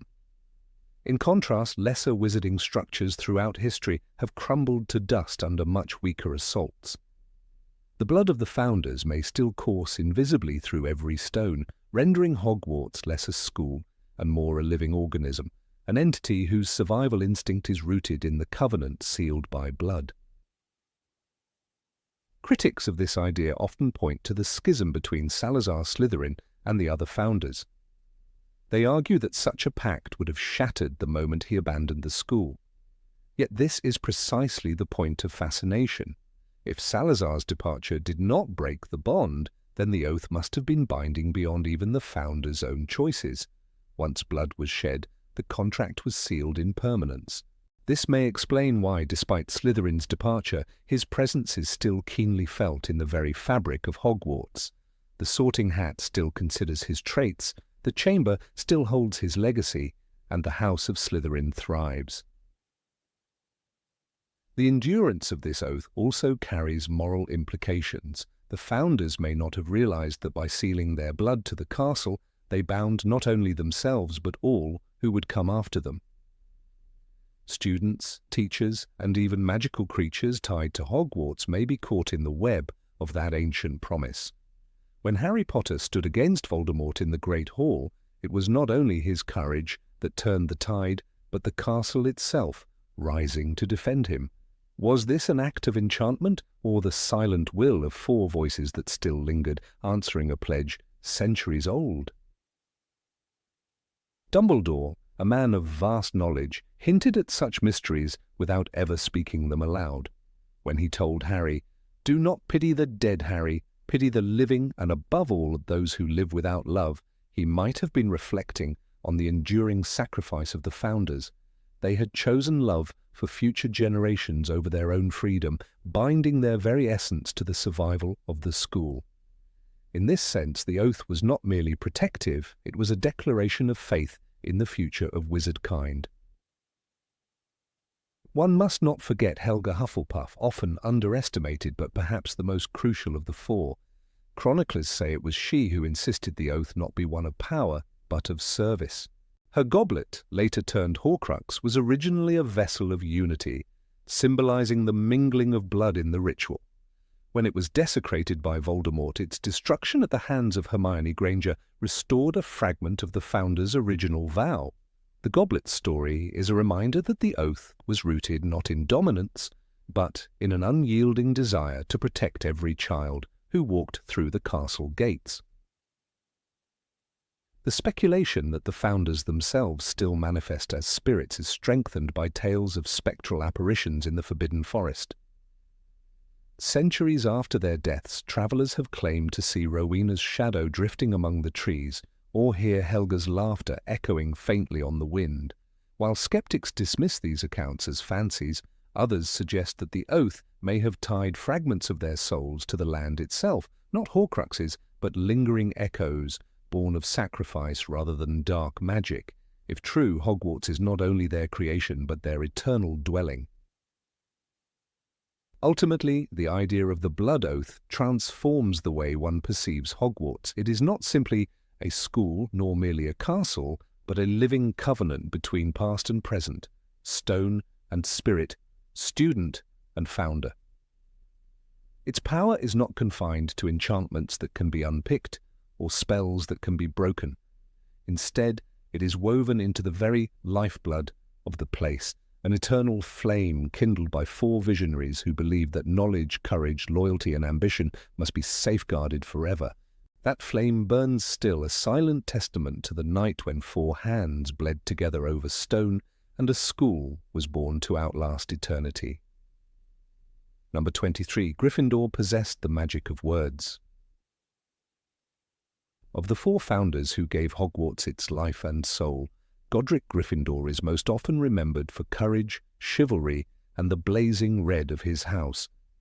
Yet scattered across whispers in old manuscripts and hinted at in half-forgotten tales is a quality rarely discussed, his mastery not only of wands and swords, but of words themselves. It is said that Gryffindor possessed the extraordinary ability to weave persuasion into his speech. The magic was not in the wand he carried, but in the cadence of his voice, the rhythm of his arguments, and the power of conviction that seemed to bend the will of others as if by enchantment.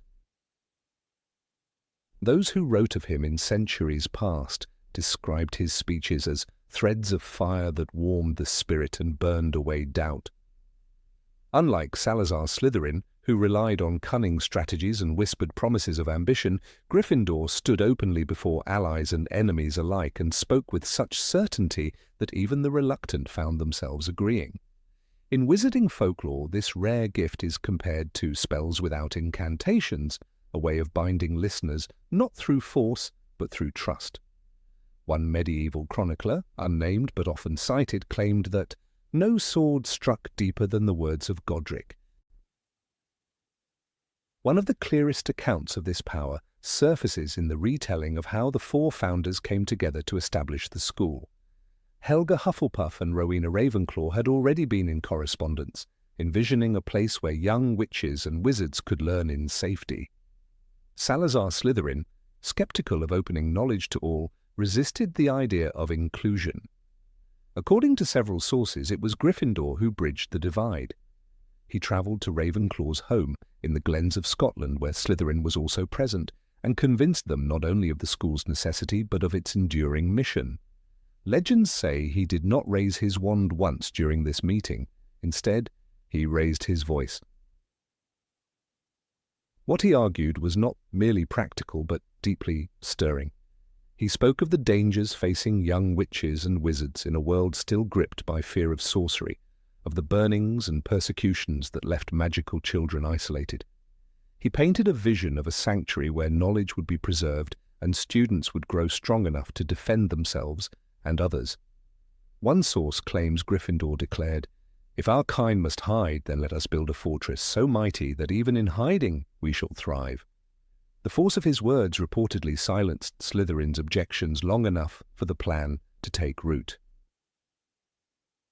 This talent is echoed in a later scene from the canonical books themselves. In Harry Potter and the Philosopher's Stone, the sorting hat, which once belonged to Gryffindor, recalls in song bold Gryffindor from wild moor. Though it does not detail his rhetorical gifts, the hat's ability to speak directly into the mind of each student is a reflection of the founder's own legacy. The hat was enchanted by all four, but it was Gryffindor's spirit that allowed it to persuade, to reason, and to guide students without spells in hand. The fact that the sorting hat can talk and sway the thoughts of 11-year-olds planting ideas of bravery or caution is perhaps the clearest surviving fragment of Godric's magical voice. The connection between Gryffindor's persuasion and his magical artifacts is more than poetic. His sword, created by goblins but forever bound to his name, appears only to those worthy of it. Worthiness itself is a matter of conviction and character, qualities Gryffindor prized above power. It is tempting to imagine that just as his sword could recognize bravery, his voice could call it forth. Where others demanded obedience through fear, Gryffindor asked for courage through vision, and his listeners supplied it willingly. Even Slytherin, who would later break from the group, is said to have conceded to Gryffindor's speeches. One apocryphal text, the Chronicle of the Founders, recounts that Slytherin muttered after one such debate, "Were he to stand before Muggles with that tongue of fire, they would call him king." While history does not record every detail, the idea resonates. Gryffindor's greatest victories may not have been on the battlefield, but in the minds he won to his cause. This talent also explains why Gryffindor became a figure of legend far beyond the walls of Hogwarts. Many medieval wizards led duels or built fortresses, yet few were remembered for gathering followers with such devotion. His students, upon leaving the school, reportedly carried not just magical lessons but also the stories and speeches of their head of house. These words spread, giving rise to ballads sung in wizarding villages. Even centuries later, the Sorting Hat's recitations preserved the cadence of a founder who saw speech itself as a weapon of light. There is a compelling parallel to Dumbledore, who centuries later would also wield the gift of rhetoric. In Harry Potter and the Order of the Phoenix, Dumbledore silences the fury of the Ministry with measured words, making Fudge tremble under his calm yet undeniable truth. "You are blinded," Dumbledore tells him, "by the love of the office you hold." The resonance between Dumbledore and Gryffindor is unmistakable. Both men shaped destinies with their voices, not only with spells. If Dumbledore could charm entire assemblies, it is fitting that he was the truest heir of Gryffindor's spirit. Rowena Ravenclaw, famed for wisdom, surely recognized the power of words, yet hers were calculated, intricate, intellectual. Gryffindor's, in contrast, were direct, burning, and simple enough to ignite even the hesitant. Helga Hufflepuff, generous and warm, often mediated disputes, but accounts suggest that when Godric raised his voice, even she was stirred to tears. Their partnership worked because each founder embodied a different force, but Gryffindor's was persuasion made into magic. Skeptics have asked whether such an ability was innate or learned. Some propose he may have studied ancient arts of oratory, possibly from Celtic druids whose rituals combined speech with spellwork. It is conceivable that Gryffindor's magic of words was not simply a metaphor, but a literal enchantment, an early form of word magic that blurred the line between rhetoric and incantation. In that case, his gift would stand as the precursor to the very charms taught at Hogwarts today. The influence of this legacy persists in how Gryffindor House values boldness not only in deeds but also in speech. Students of the house are often outspoken, quick to defend friends, and unafraid to challenge injustice. Harry himself embodied this when he shouted in the Chamber of Secrets, "You'll never get away with this." To Tom Riddle, the words were not mere bravado. They carried a force that echoed Gryffindor's tradition, speech infused with courage. It is not unreasonable to think that the founder's gift runs in the veins of those the Sorting Hat deems fit for his house. The Hogwarts motto, Draco dormiens, nunquam titilandus, never tickle a sleeping dragon, may have been chosen collectively, but some historians suspect Gryffindor's persuasive style influenced its adoption. It is witty, cautionary, and memorable, exactly the kind of phrase a master of rhetoric would craft to endure across centuries. Even in this small detail, the hand of a man who saw words as tools of power may be discerned. What emerges from all these fragments is a portrait of a founder whose might was not only in battle, but in his extraordinary ability to win hearts and change minds. While the world remembers his sword gleaming in the hands of Harry Potter during the Chamber of Secrets, perhaps the truer relic of Godric Gryffindor is invisible. The resonance of words spoken long ago that still shape the courage of those who walk the halls of Hogwarts today. Number 24, Ravenclaw left behind a secret testament. Under the shadowed arches of Hogwarts, legends have always walked hand in hand with stone walls. Among the oldest of these legends lies the tale of Rowena Ravenclaw's secret testament, a parchment said to contain symbols, arcane formulae, and cryptic instructions that not even the most skilled magicians of the modern age have been able to decipher. For centuries, students whispered that the founder, who prized wit and wisdom above all else, would never have left her school without sealing away one final puzzle. The existence of such a document was neither confirmed nor denied in the surviving histories, but scattered clues suggest that Rowena did indeed conceal a testament, not of wealth, but of knowledge. If true, it would mean the very heart of Hogwarts still carries an unbroken message from its creator, waiting for the right mind to unravel it. Magical historians such as Bathilda Bagshot have often hinted at Ravenclaw's tendency to weave riddles into her everyday speech. In A History of Magic, she describes the founder as a woman whose mind sparkled with hidden facets like a diamond in twilight. It is not difficult to imagine her leaving a final record of thought hidden within the labyrinth of her beloved castle. Some claim that the shifting staircases, which to this day perplex even the most disciplined students, are themselves controlled by a spell that was designed from Ravenclaw's private script. The erratic patterns, though seemingly random, may follow an unseen order. Students of arithmancy have argued that the steps change not merely by chance, but by rhythms tied to ancient runes and enchanted calculations, perhaps encoded by Ravenclaw herself. The legend becomes more convincing when one considers the Room of Requirement, a chamber that emerges only when a person is in great need. Professor Dumbledore himself once admitted in Harry Potter and the Half-Blood Prince that he had discovered the room filled with chamber pots when he most needed them. Such unpredictability seems consistent with Ravenclaw's affinity for clever concealment. Could it be that this vanishing chamber was originally outlined in her hidden testament?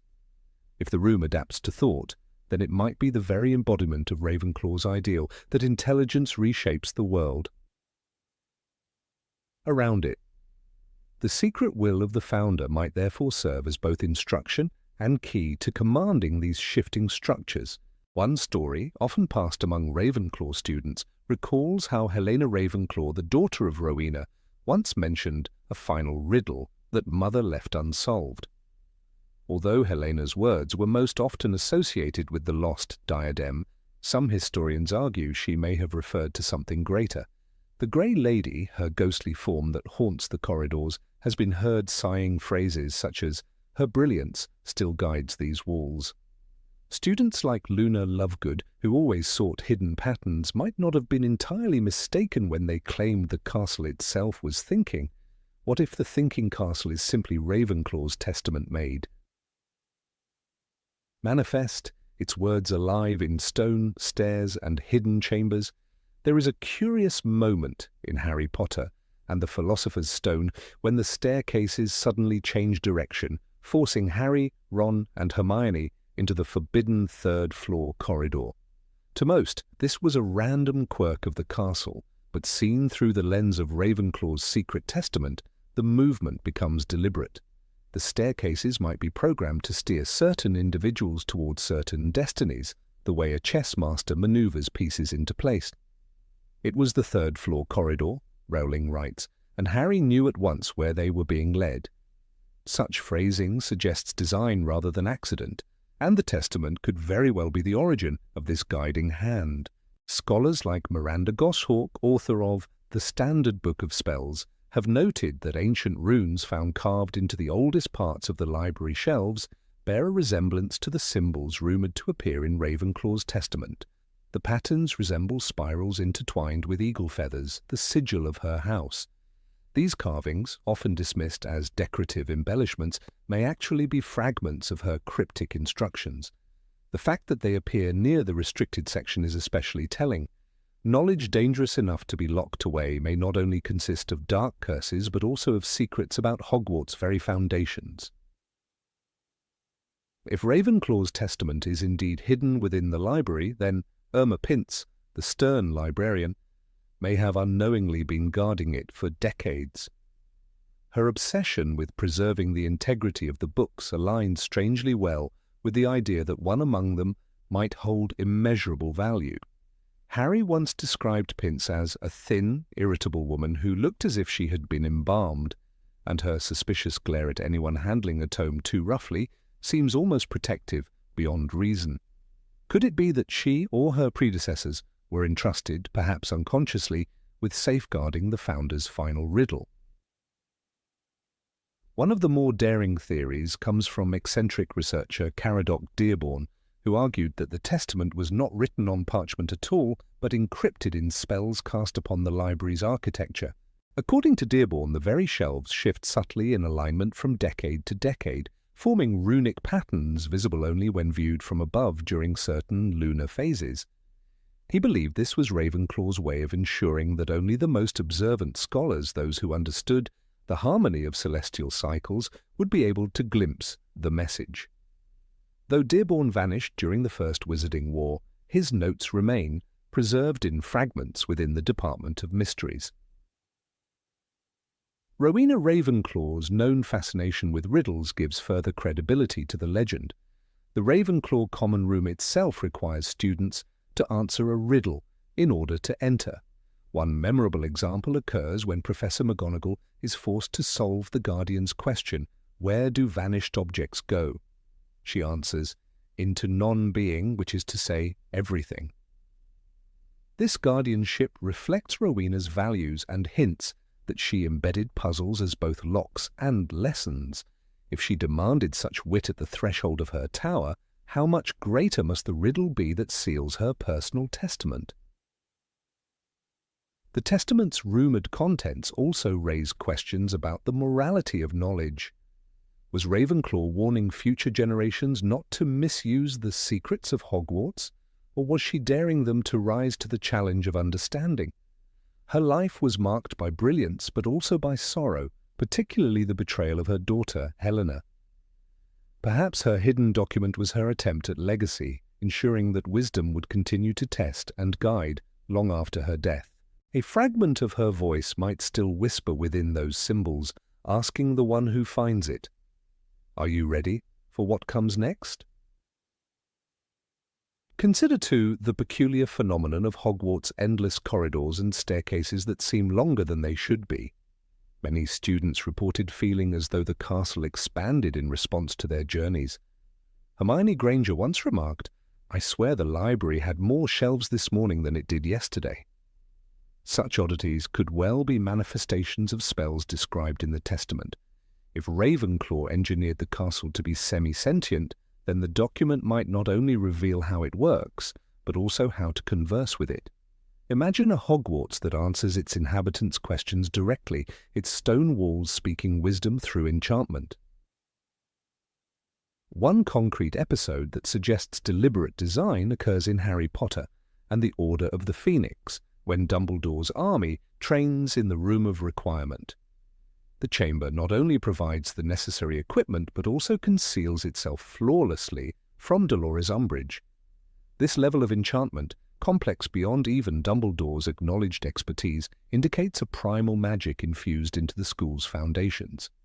The testament may well contain the original incantations that birthed such phenomena. If revealed, it could transform magical architecture forever, allowing future wizards to build structures that think, adapt, and protect. Some skeptics argue the legend is nothing but myth created by generations of imaginative students. Yet myths often cling to fragments of truth. The founders of Hogwarts were not ordinary witches and wizards, they were visionaries. Gryffindor left his sword, Hufflepuff her cup, and Slytherin his locket. Ravenclaw's diadem, which enhances the wisdom of the wearer, as the Grey Lady told Harry in Deathly Hallows, was but one piece of her legacy. It seems plausible she left something even greater, a written or living testament designed not for a single owner, but for the entire castle, a challenge to the future's brightest minds. Even in the present, Ravenclaw's mystery shapes the imaginations of young witches and wizards. Students sit under the watchful gaze of Madame Pince, scanning the dustiest shelves for a forgotten scroll or an odd symbol pressed into leather bindings. Each time a staircase moves unexpectedly, the legend grows stronger. Each time a room vanishes, reappears, or transforms, whispers of the testament stir anew. Whether real or myth, the story achieves Ravenclaw's aim. It makes the curious think, search, and question. And perhaps somewhere within the shifting heart of Hogwarts, her hidden riddle still waits, waiting for the one who will finally understand. Number 25. Hufflepuff healed, using enchanted herbs. Of all the legends surrounding the four founders of Hogwarts, few shine as brightly with warmth and mystery as the legacy of Helga Hufflepuff, the matronly yet fiercely inventive witch who is remembered less for her ambition or cunning and more for her deep compassion. While Godric Gryffindor raised warriors, Rowena Ravenclaw fostered brilliance, and Salazar Slytherin courted power, Helga's magic flowed in another direction, toward a healing. Contemporary accounts and later testimonies describe her as not simply a witch of kindness, but as a woman who dared to merge the subtle properties of magical flora with the precise incantations of healing charms. It was this union of green magic and spellwork that gave birth to many traditions of wizarding medicine, a craft that would ripple across centuries until even Madame Pomfrey in the hospital wing of Hogwarts still worked under principles Helga herself first wove together. Helga's contemporaries marvelled at her gentle but methodical approach. One chronicler, a Scottish wizard named Murchard of Glen, wrote in his private codex that Helga was a mistress of plants whose hands, when laying upon the wounded, carried both the words of healing and the balm of earth. Such words carry weight, for Murchard was himself known for battlefield spells, and to witness him speak reverently of her art suggests she saved lives in ways beyond what even the fiercest combatants could manage. While Gryffindor's sword defended, Hufflepuff's hands restored. The unity of wand and root, charm and herb became her enduring gift. The true marvel of Helga's practice was her refusal to accept the limits of spellwork alone. In early magical history, healing charms existed, but they were rigid and often failed when wounds were complex. Helga turned to the fields, cultivating plants now familiar to every Hogwarts student, dittany, myrtlap, and gillyweed. When charmed under her guidance, these plants grew stronger than nature alone could shape them. For example, her practice of mixing dittany essence with a whispered vulnera sanentur created a salve capable of sealing injuries that traditional spellcraft left raw. Centuries later, Professor Snape would mutter the same incantation over. Malfoy's cursed wound in Harry Potter and the Half-Blood Prince, but the method itself bore traces of Helga's hand. To think that in the heat of conflict, the Founder's lessons echoed faintly through Snape's darkened classroom shows how enduring her methods were. Among Helga's legendary remedies was what came to be known as the Golden Draught, a potion steeped in the flowers of moondew and charmed honey. Its power lay not in instantly erasing illness, but in strengthening the body's resilience until it could heal itself. This principle, that healing was not always about erasure, but about restoration, would shape magical medicine permanently. Madame Pomfrey once scolded Harry after he risked another Quidditch fall, saying, "You can't expect miracles overnight, Potter, even with magic." Bones take time to mend. That philosophy, threaded into Pomfrey's care, was pure Hufflepuff. She understood that Helga's way was not a race to conquer wounds, but a gentle cooperation with the natural rhythms of body and magic. A striking example of Helga's healing legacy appears in the tale of Alaric the Daring, a wizard knight who suffered a dragon burn during the Welsh raids of the 10th century. Alaric's flesh resisted the charms of every battle healer who attempted to treat him, until Helga arrived with a poultice of valerian root, ground dittany, and her whispered incantations of renewal. According to the tale, the wound closed within days, and Alaric lived to wield his sword again. Skeptics might dismiss this as legend, but the early compendium Herbologia Magica Antiqua preserves recipes strikingly similar, confirming that Helga's remedies left footprints in actual magical literature. Students at Hogwarts, even centuries later, encountered the results of this tradition in their own lessons. In Harry Potter and the Chamber of Secrets, Professor Sprout directed young wizards to re-put mandrakes, explaining their importance in crafting the restorative draught that would save petrified victims. The very fact that the mandrake root, with its shrill and dangerous cry, became a staple of healing reflects Helga's philosophy. Every plant, however wild or perilous, carried the potential to mend if handled with knowledge and care. Sprout herself, head of Hufflepuff House, stood as a living echo of her founder, passing down a philosophy that healing was not just practical, but deeply tied to patience and nurturing. Helga's legacy did not limit itself to individual remedies. She reshaped how witches and wizards thought about the healer's role. In her time, to heal was often viewed as a secondary art compared to dueling or spell invention, but Helga elevated it into a discipline of dignity. She trained apprentices not just to memorize charms, but to respect the slow wisdom of roots, to understand that the land itself was enchanted and could partner with magic. This principle spread outward, influencing the creation of St. Mungo's Hospital for Magical Maladies and Injuries centuries later.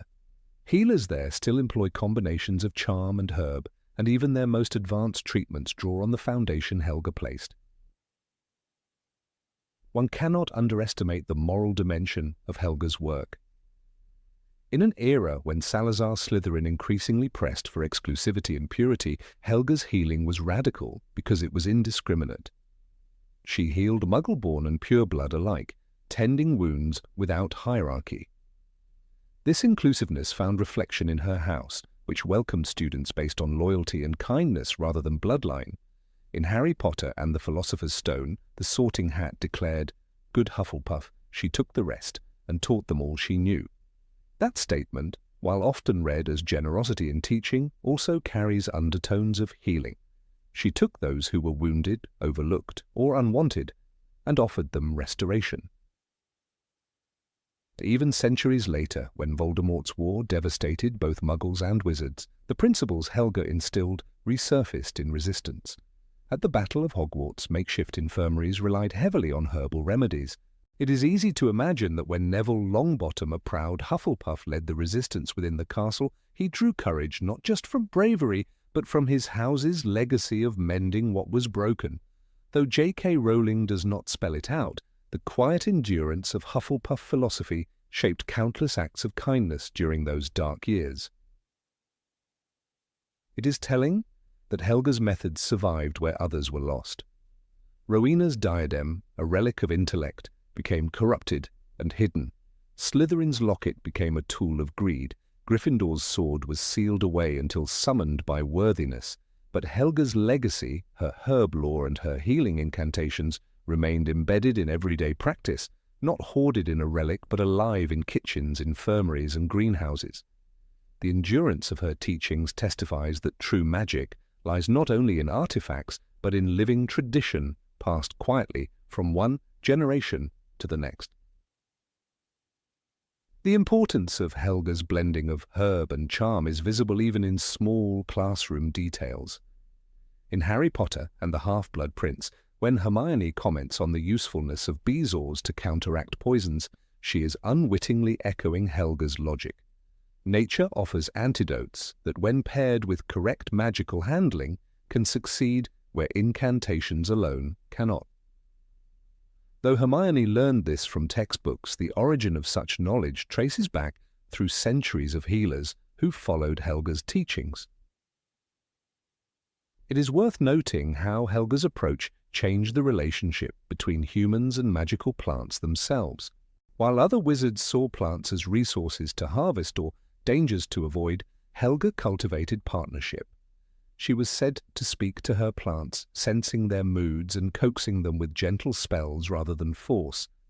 Later generations of herbologists, like Neville Longbottom, who found his destiny among plants, stand in a lineage where this philosophy thrived. In that sense, Helga's legacy did not only heal human wounds, but also forged a harmony between witchcraft and the natural world. Legends further tell of a garden Helga created on Hogwarts grounds, said to have bloomed even through snow. Some whispered that no student left her table unfed, and no patient left her chamber unhealed. In these gardens, young apprentices supposedly learned to stir cauldrons not with impatience but with respect, speaking incantations softly so as not to jar the roots. While the exact truth of these tales cannot be proven, their persistence suggests a truth deeper than fact, that Helga's presence was inseparable from nourishment, safety, and care. Even Helga's very name, Hufflepuff, has been romantically tied by some scholars to the huff of a bellows and the puff of breath, symbols of life and renewal. Whether this etymology is fanciful or not, it reflects how closely she became associated with sustaining vitality. In the end, her reputation as a healer surpassed her role as a founder, embedding her image not as a distant monument, but as an eternal companion in every bottle of restorative potion and every whispered healing spell. The ultimate measure of Helga Hufflepuff's contribution is that her philosophy of healing still guides magical society. Her insistence on merging spell with herb, compassion with precision, created a medical tradition still alive 1,000 years later. In the world of Harry Potter, where destruction often seems louder than repair, Helga's quiet art remains a reminder that the deepest power of magic is not conquest, but restoration. And in the wards of Hogwarts, where countless students have woken to Madame Pomfrey's care, it is Helga's spirit that has hovered all along, unbroken by time. Number 26. Slytherin experimented with soul-splitting magic. The figure of Salazar Slytherin has always stood cloaked in legend, suspicion, and fragments of truth scattered across centuries of retellings. Within the walls of Hogwarts, whispers about the founder persist, many of them grim, others entirely speculative. Yet among the most tantalizing tales lies the assertion that Slytherin himself may have been the first wizard to experiment with separating fragments of the soul. Unlike Voldemort's later, horrifying use of such magic to create Horcruxes, early accounts suggest that Slytherin's intentions were not rooted in destruction, but in a curious, almost altruistic pursuit to see whether part of one's essence could be shared with another to amplify their magical strength. It was, according to those who have studied the remnants of his writings, an experiment born not of malice, but of a desire to expand the limits of magical capability. Evidence of this comes not from the well-documented Hogwarts library, but from a far older source, referenced in the writings of Bathilda Bagshot. In A History of Magic, she mentions a curious manuscript that once belonged to Slytherin, written in a cipher so complex it baffled even later generations of codebreakers. Within that manuscript there are scattered references to what he termed divisio animae, the division of essence. Bagshot hints that Slytherin's work was not about mutilating the soul, but rather about imbuing fragments of personal magic into trusted allies. The theory was simple: a master wizard could gift a fraction of his own power to another, thereby strengthening the bond and overall might of his community. Though the methods were never fully uncovered, the principle raises a question. Was Slytherin's vision corrupted centuries later into the horror we now call Horcruxes? Some scholars argue that the first true misuse of this knowledge appeared with Herpo the Foul, the ancient dark wizard widely believed to have created the first Horcrux. Herpo lived during the early Greek magical age, a time when the boundaries of ethical sorcery were thin. The connection between Slytherin and Herpo remains circumstantial, yet several historians have suggested that Herpo's experiments may have drawn inspiration from fragmented notes that trickled down from Slytherin's earlier theories. Dumbledore himself once observed, Salazar Slytherin was not the monster many painted him to be. His name was darkened by those who came after, wielding knowledge without restraint. This observation, though never officially recorded in any textbook, was shared during his conversations with Harry Potter when the topic of Voldemort's soul arose. Such a statement underlines the possibility that the idea of soul division began as something entirely different from the horror it became. The power of this story lies in its irony. Slytherin, whose house would one day produce Voldemort, may have sought only to strengthen his followers through shared magic. Imagine, for instance, a small group of wizards embarking on a dangerous expedition against hostile, magical creatures. With Slytherin's technique, the leader could temporarily share part of his magical capacity, enabling his allies to endure spells beyond their natural limits. There exists a curious parchment preserved in the archives of the Wizengamot that describes a duel in which Slytherin's followers demonstrated abilities far beyond their reputations. Some scholars cite this as circumstantial evidence of soul sharing. Whether fact or embellishment, the account reads, "The snake-bannered sorcerers fought as though with one will, their spells entwined and magnified by unseen power." Such an image conjures a vision of unity, not destruction. Yet the danger of meddling with the soul cannot be overstated. Even the act of considering its division posed risks. When Rowling described Horcruxes through the voice of Horace Slughorn, she wrote, "To split your soul, you must commit the foulest act of all, murder. Killing rips the soul apart." If Slytherin's work predated this and excluded murder, one must ask, what was the cost of his experiments? Did the act of sharing essence weaken him permanently, or did it bond his followers in ways we cannot fathom? Records are scarce, but legends suggest that some of Slytherin's closest companions became dependent on his magic, unable to perform at their former level once the shared essence dissipated. This dependency perhaps foreshadowed the destructive spiral of Horcrux creation. There is also a darker interpretation. Some argue that Slytherin's experiments were never benevolent but cloaked in pragmatic ambition. His desire to empower his chosen few may have been tied to his infamous distrust of Muggle-born witches and wizards. By sharing fragments of his power, he could cultivate an elite group whose superiority was not merely ideological, but magically reinforced. This would fit with his reputation for exclusivity and his insistence on preserving the purity of wizarding heritage. If so, his soul experiments were not for communal benefit but for cementing dominance, a precursor to the elitism that Voldemort later embraced with devastating fervor. What cannot be ignored is the symbolic connection between Slytherin's serpent emblem and the shedding of skin. The snake in mythology has long represented rebirth, immortality, and transformation. Could it be that Slytherin saw himself as one who could shed pieces of his essence as a snake sheds its skin, only to renew himself stronger? Dumbledore once remarked to Harry about Voldemort, "He shed his humanity in pursuit of immortality." That same metaphor echoes in Slytherin's rumoured practices. The distinction lies in purpose. Was Slytherin's shedding of essence a ritual of empowerment, while Voldemort's was mutilation for eternity? A specific story circulates in the annals of old Irish magical folklore. It tells of a duel between Slytherin and a rival named Filan the Druid, who wielded ancient nature magic. According to the tale, when Filan summoned an army of spectral hounds, Slytherin's apprentices countered with power that seemed to flow directly from their master. They struck with one voice, their magic synchronized, overpowering a force that should have outmatched them. This story, often dismissed as exaggeration, nonetheless reflects the legend of soul-sharing. If true, it may have been Slytherin's way of proving that unity through essence could overcome raw numbers. The folktale concludes with Filan retreating into the forest, muttering that Slytherin had sacrificed himself for his kin. It is tempting to view Slytherin's pursuit as visionary, perhaps even noble, yet every gift carries a shadow. The shadow here is what future generations chose to do with his discoveries.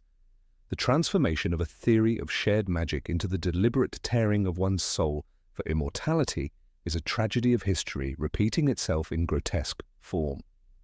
Voldemort's Horcruxes, those abominations hidden in the diary, the locket, the ring, and beyond, were the antithesis of community. They were self-serving, rooted in fear of death, entirely void of Slytherin's original pursuit of strength through connection. The Diary of Tom Riddle serves as the sharpest reminder of this perversion. When Ginny Weasley poured her heart into its pages, she was unknowingly feeding a fragment of Voldemort's soul. The result was possession, deterioration, and near death. Contrast this with Slytherin's suspected goal of empowerment. Instead of strengthening another, the Horcrux drained them. Instead of bonding souls together, it enslaved. Rowling's words in Chamber of Secrets resonate here. Ginny poured out her soul to me, and her soul happened to be exactly what I wanted. It was the inversion of the founding principle, a mockery of whatever experiment Slytherin might once have envisioned.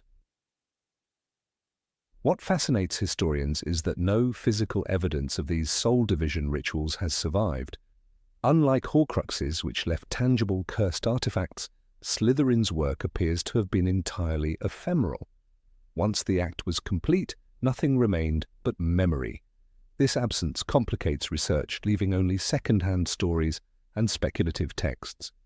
The lack of cursed objects might be the very proof that Slytherin never intended permanence. His aim may have been to create fleeting empowerment rather than eternal life. If so, he was closer to a philosopher of magic than a seeker of immortality. One must also consider the ethical framework of his era. In medieval wizarding times, lines between acceptable and forbidden practices were far blurrier than today. Experimental charms, transfiguration that bordered on the grotesque, and enchantments involving human will were not uncommon. Slytherin's soul-sharing could have been seen as daring innovation rather than dark transgression.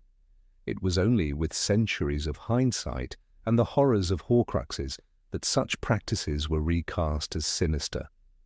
Thus Slytherin's reputation has suffered not solely from his own deeds, but from the misinterpretations of those who came after. Among the most ardent defenders of Slytherin's legacy was Phineas Nigellus Black, a headmaster of Hogwarts and portrait still hanging in Dumbledore's office. He once sneered in defense of his ancestors' house. History has been most unkind to Salazar. Had he not been great, Hogwarts would not stand.